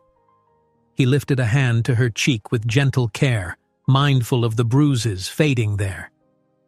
"We have time to stop being strangers," he answered, voice husky. "For Lily's sake, and maybe for ours too, if that's what you want." Isabel's gaze lowered, lips curving. "I want that," she said, placing her hand over his. "We can figure it out together." A warm hush enveloped the office, father, mother, and daughter sharing a moment of tentative hope. Outside, the city hummed with the usual swirl of business and bustle, but within these walls, a new beginning quietly unfurled. Lily beamed, taking each of their hands, creating a small circle of 3. She said nothing, only smiled so brightly that tears pricked at Isabel's eyes, and Alexander felt his own chest tighten with something beyond gratitude, perhaps at last, real happiness. Days passed, the final pieces fell into place. Indictments turned into well-publicized trials. Journalists hounded for interviews, but Alexander kept Lily and Isabel shielded, choosing to let official statements do the talking. Pierce Global soared in reputation for having stood against corruption, though Alexander himself shrugged off any praise. For him, the victory was personal. Lily's mother could walk the streets without fear. Lily no longer had to dread shadows in every new apartment. One evening, Isabel was well enough to join Lily and Alexander for a private dinner in the penthouse. The table overlooked the glittering city. Candles flickered softly. Lily recounted the day's triumph, finishing her homework, exploring the building's garden terrace with a security guard who taught her a bit about plants. Isabel smiled, occasionally wincing at her healing ribs, but she managed to taste the dishes with growing appetite. Alexander watched them both, contentment seeping into him like a slow, welcome tide. Afterward, they strolled to the penthouse's wide balcony. The air was mild and Lily leaned over the railing in amazement, the city lights stretching far below like a star field. Isabel stood behind her, resting a hand on Lily's shoulder, while Alexander joined them, the breeze ruffling his collar. "It's beautiful up here," Isabel murmured, glancing sideways at Alexander. "I used to dream of seeing Lily this relaxed, looking at the sky, no fear." He reached for her hand, heart full. "She's safe now. You both are," he said. Then, stepping closer, he gazed out at the luminous horizon. "We might not have had the simplest start, but from here on, we shape our own story." Isabel's eyes shone, tears not of sorrow but of deep, resonant relief. Lily, overhearing, turned back with a bright grin. "Our own story," she echoed, hugging her mother with one arm and her father with the other. "Yes, together." In that moment, the city's roar faded, overshadowed by the silent bond of a family that had fought their way through shadows to find each other. Alexander breathed in, letting the comfort of unity settle into his core. He might have built an empire in glass and steel, but here, surrounded by the two people who mattered most, he felt the surest foundation of all. They stood that way a long time, letting the wind carry the fragments of their past fears away. Below them, life went on, full of complexities and challenges. But up here, in the hush of the penthouse balcony, Lily's soft laughter, Isabel's trembling smile, and Alexander's quiet determination converged. Together they had claimed something stronger than any conspiracy or corruption. A family, imperfect, resilient, bound by love and second chances. If you enjoyed this story, don't miss the next one. Just click on the screen